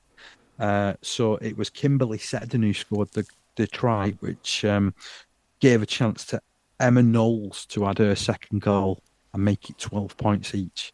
Castleford Tigers 8, Salford Red Devils 20. Great result, that. And to be fair as well, the Red Devils, they scored 5 tries. Didn't manage a conversion, but they scored 5 tries in defeating Castleford on their own pitch. And there was an equally strong performance from Featherstone Rovers, who defeated they defeated Barrow Raiders by 30 points to 8. This is after leading by 14 points to 8 at half time. But there was a game that I was at. It was over at Victoria Park. This is what we've been getting at all the time. So Steve was there on Thursday. I was there on Sunday. And this was Warrington taking on Wigan in the Women's Super League. What a game this was. This was absolutely top class. Now, both Warrington Wolves and Wigan Warriors made a good start to their respective seasons, fighting out an entertaining draw in round 1 of the BetFred Women's Super League. There was some confusion at full time with an operational rules check made before referee Josh Pemberton completed the game.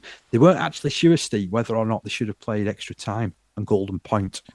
So you had both sides lining up ready for it, and the referee coming over to the touchline and checking all the rule books and getting people to check, what the operational rules said. Then he could make a ruling on it, which is fair play to him, because he could have just carried on and then ended up being in the wrong, but he waited to get the right decision. Yeah. And then as soon as he got that decision and got it all confirmed, he ruled the game a draw at 22 points all. Now, the youthful Warriors, they had to overcome a 10-point half-time deficit to take a share of the spoils, with Danny Bound scoring the crucial try to level matters for the Wolves, who also showed plenty of commitment and promise. Warrington made a positive start, trapping Berry Salihi in her own in-goal area after an encouraging couple of sets.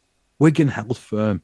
Warrington then crafted the first opportunity, only for Katie May Williams to be brought back after a forward pass.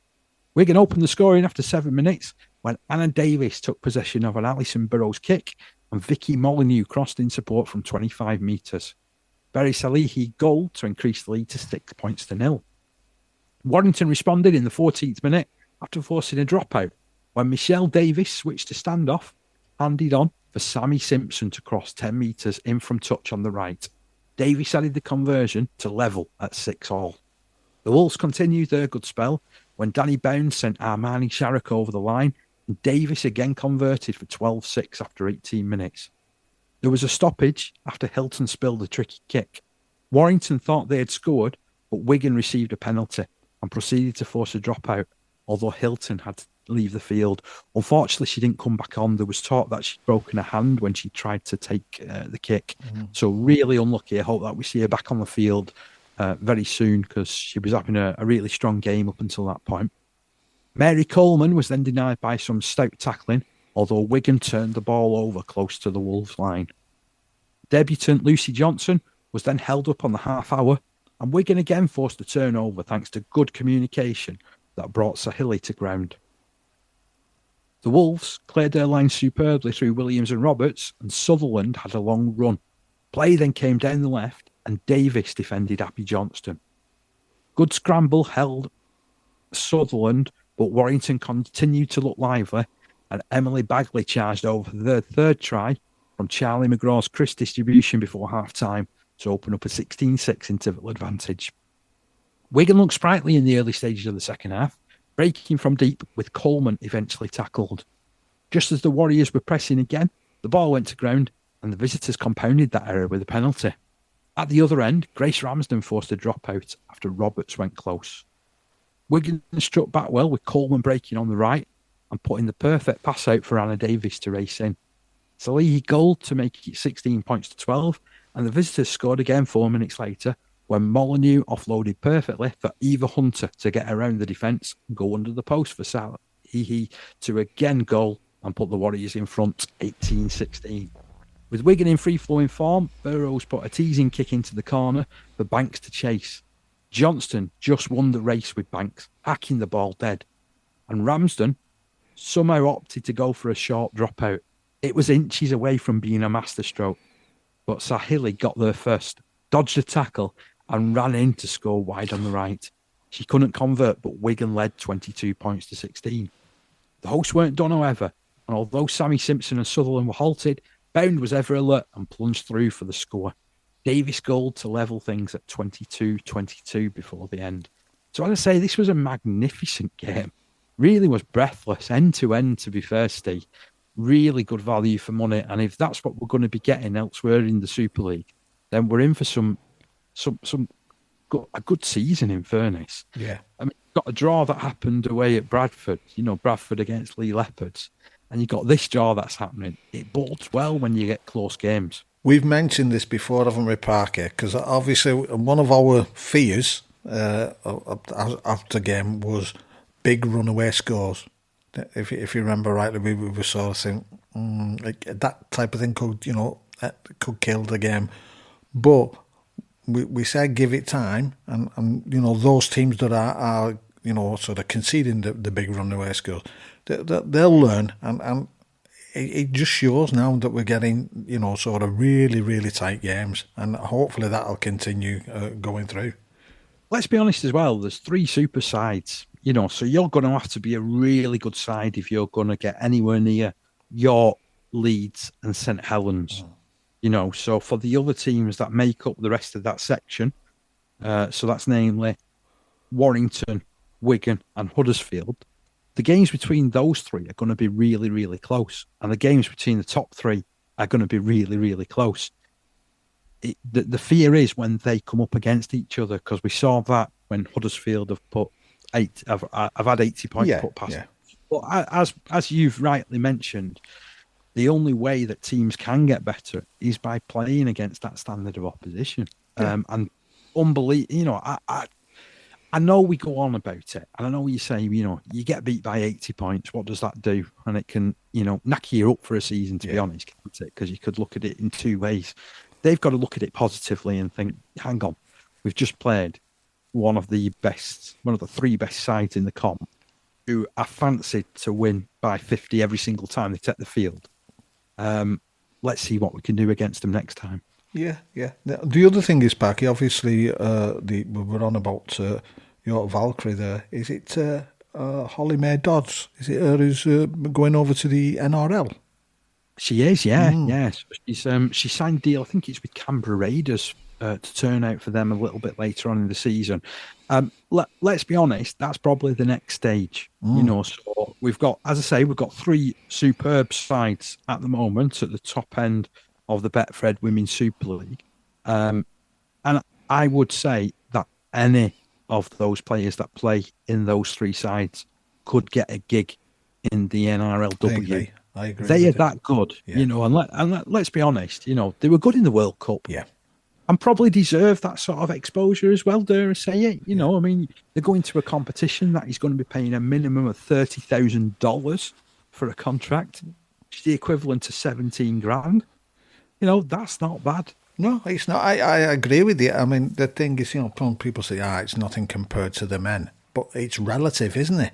At the end of the day, I mean, where the sport is, because let's be honest, it's relatively new.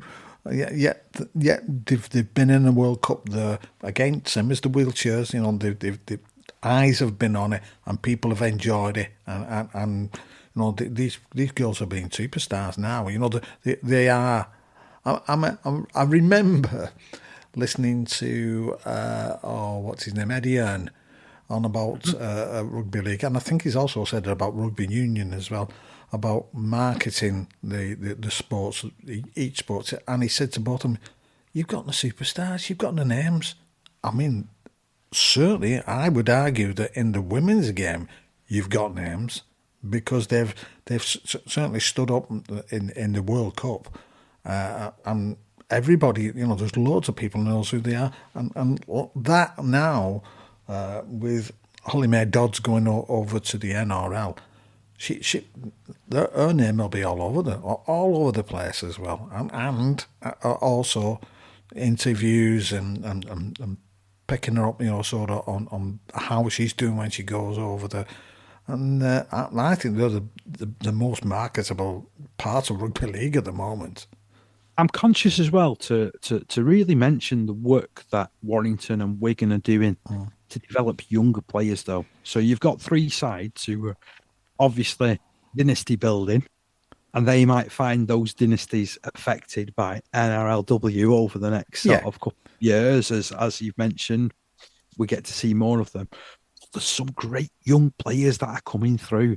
So, like, for example, there's Grace Banks, who's a magnificent runner, brave as anything, playing six for Warriors for the first time.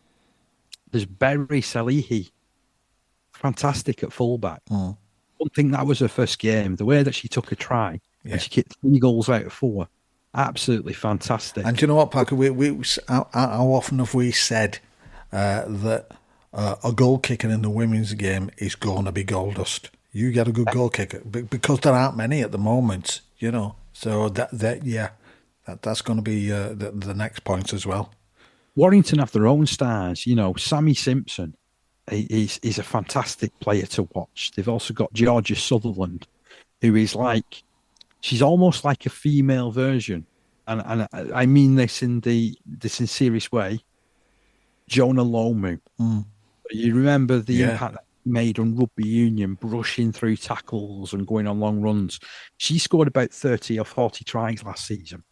So it's interesting now that she'll step up into this top level to see just what she can do. Yeah. She made a few good runs. You heard from my match report there.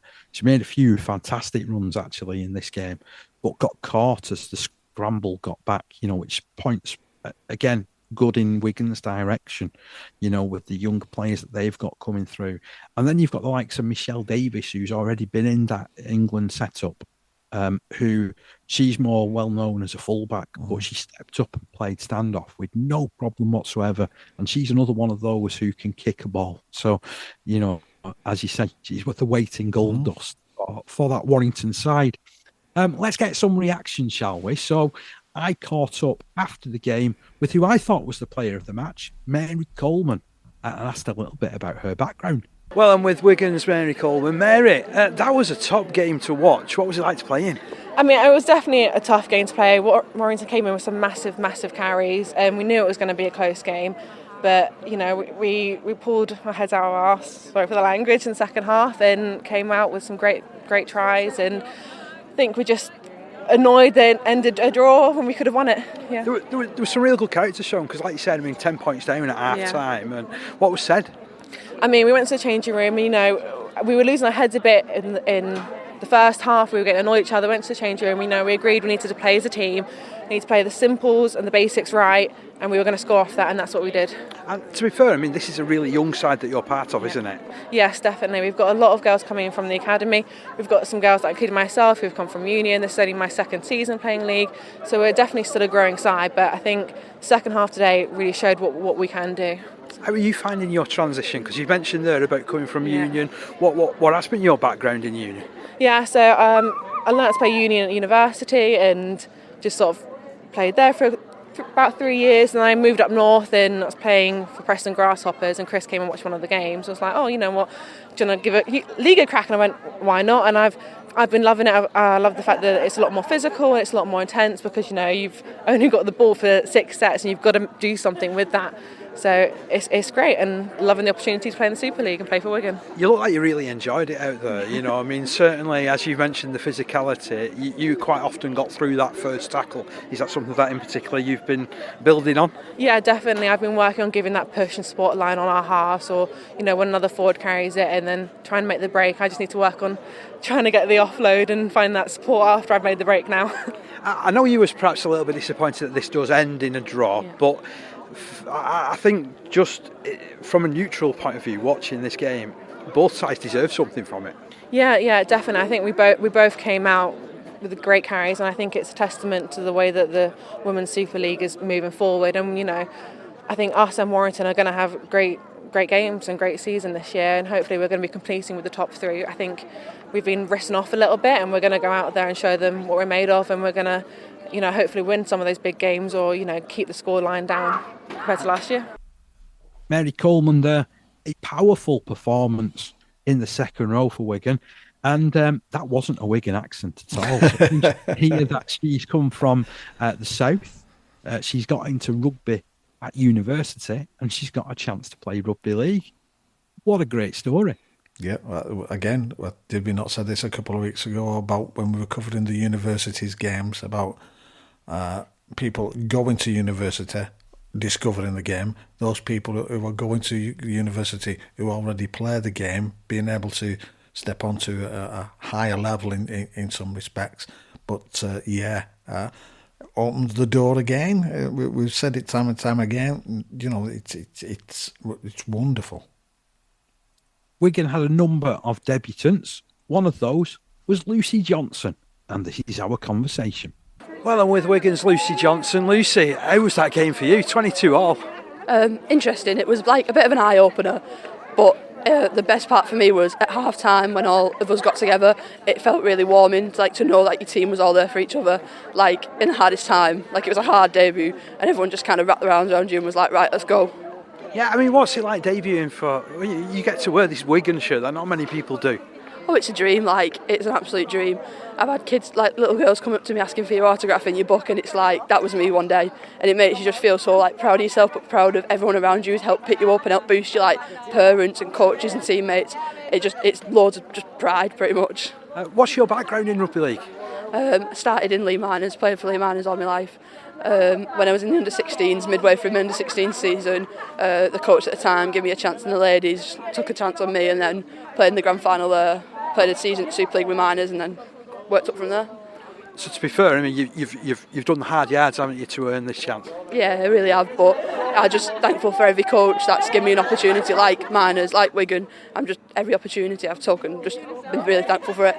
And I suppose as well, this is just the start now, isn't it? It was a good start to the season, albeit not getting the 2 points. Yeah, it is a good start. It's learning, like, rugby isn't easy, and if every game was easy, you'd never progress. Like, you need to take these, it's not loss, but it's a draw, but go away, go back to the chalkboard, try again, and it's just learning, and it improves you each day. Lucy, I'll go and let you get your voice back, because I know you've had a bit of a tough part of it. Congratulations on your debut. Best of luck for the season. Brilliant, thank you very much. Great to hear from Lucy Johnson there. And I've got to say, what a trooper as well. Because she was struggling to clear her throat. Someone had whacked her on her throat about 5 minutes from the end of the game. And she still came across and did an interview. So she didn't shy away from it. Yeah. Been a bloke who'd been in the throat. I wouldn't have got 2 words out of him. So for me to get nearly 2 minutes out of Lucy talking with, such enthusiasm and vigour about taking the field for Wigan for the first time after coming through, and almost in direct comparison with Mary Coleman, where she's been introduced to rugby league over the last couple of years. Lucy's been playing for years. She's been at the Miners Rangers for years. How great is that story? On the flip side.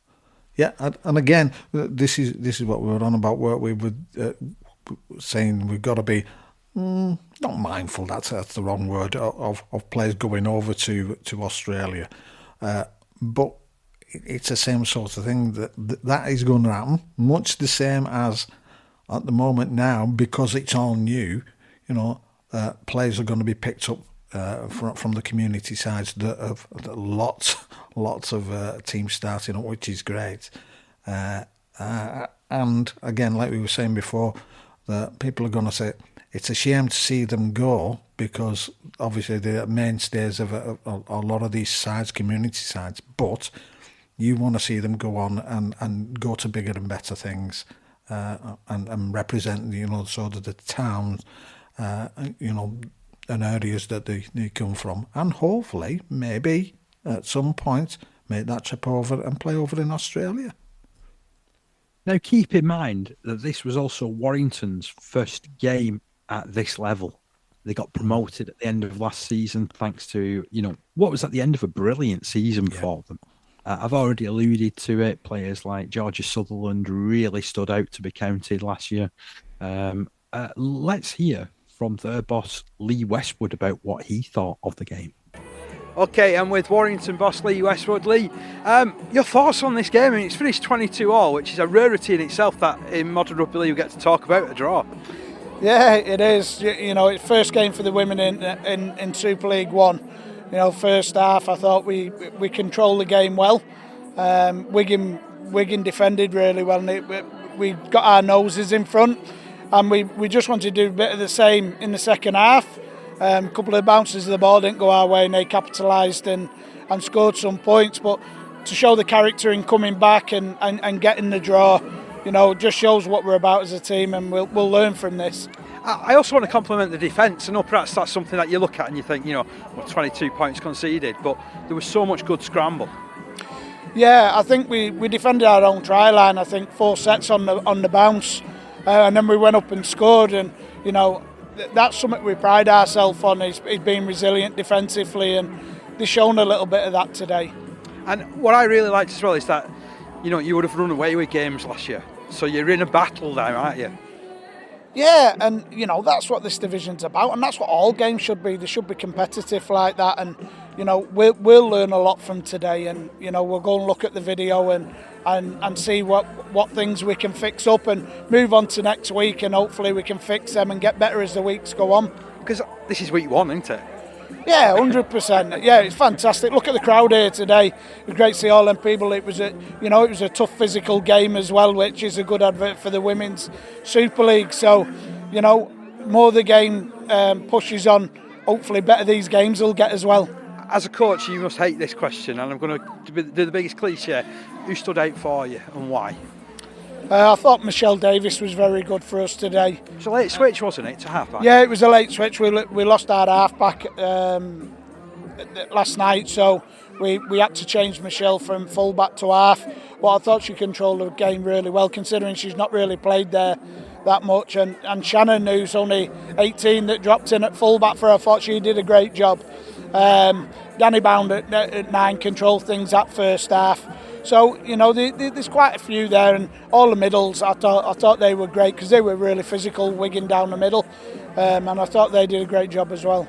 Lee Westwood, very proud of his team. You can tell he's a proud coach. You can tell he's a proud man.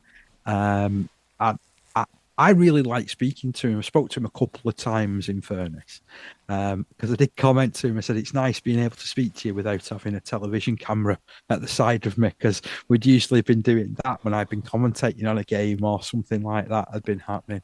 But, there's a lot that he can pick out from this game, and the fact that they've played the first game as a Super League club in that top division, and gone toe-to-toe with an established name like Wigan, even though we've said it's a bit of a transition period, this, for Wigan, with them bringing through the young players. But both of these sides doing things the right way, as far as I'm concerned.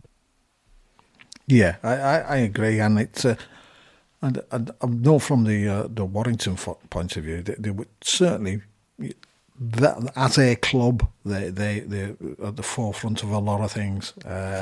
Not always successful, but they'll always give it a go and give us the full support.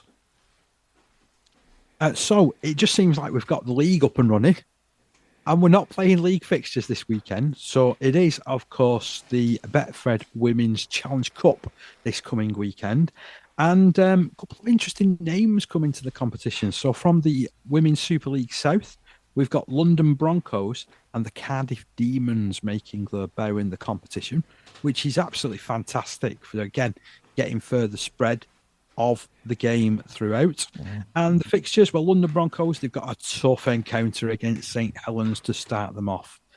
So that's being played on a Saturday. One thing I've got to say is that all of these clubs have been split into 4 groups. So the idea is that it's like a round robin. Yeah. So this is kind of like what was mooted with the men's competition a few years ago. They did say about, well, do we put teams in little mini divisions, and do we, have more than there's more than one game, and clubs can make some money. So this is an interesting variant, really, how to run the cup. And I think the idea is that they take the top 2 from each of the 4, and that's your quarter finalists. Yeah, and then go on semi-final, final. And of course, for the first time, the final for the BetFred Women's Challenge Cup is going to be played before the men's at Wembley. And that's how it should be. That's right. That's the right procedure, isn't it, at the end of the day? So I've mentioned London Broncos hosting St Helens. The other games, Cardiff Demons host Wigan Warriors. Featherstone Rovers travel over to Salford Red Devils. That's the game I'll be at on Sunday. So with a bit of luck, hopefully someone will want to speak to me at the end of that one, and we'll have some audio on that one next week. In the other games, Leeds Rhinos at home to Bradford Bulls. Alton Raidettes host Huddersfield Giants. Then it's the York Valkyrie heading up to Barrow Raiders. Lee Leopards heading over to Hull Kingston Rovers. And finally, but by no means least, Castleford Tigers host Warrington Wolves. And what I can tell you is that if you want to watch a bit of the Women's Challenge Cup action, you will be able to do so, because I think there are plans afoot to show Cardiff Demons against Wigan Warriors on our league this weekend. Excellent. Well, bit of a mammoth show again, but we got there in the end, Steve. It's one of them where we always think during the week, are we going to have any content? And then suddenly when the day arrives, we're absolutely brimming with it, overflowing with it. Listen, I'm never worried about content, because I know I can talk for England. Generally, people are quite keen to have a chat with us. So if you've listened to us, you're thinking, you know what, them 2 guys don't sound so bad. I'd like to get my club a mention. You can do that. Yeah. We're just a message away, as they say. But that's us done and dusted for another week. We'll be back again next week. Go and enjoy your rugby league, because we certainly will do. See you soon.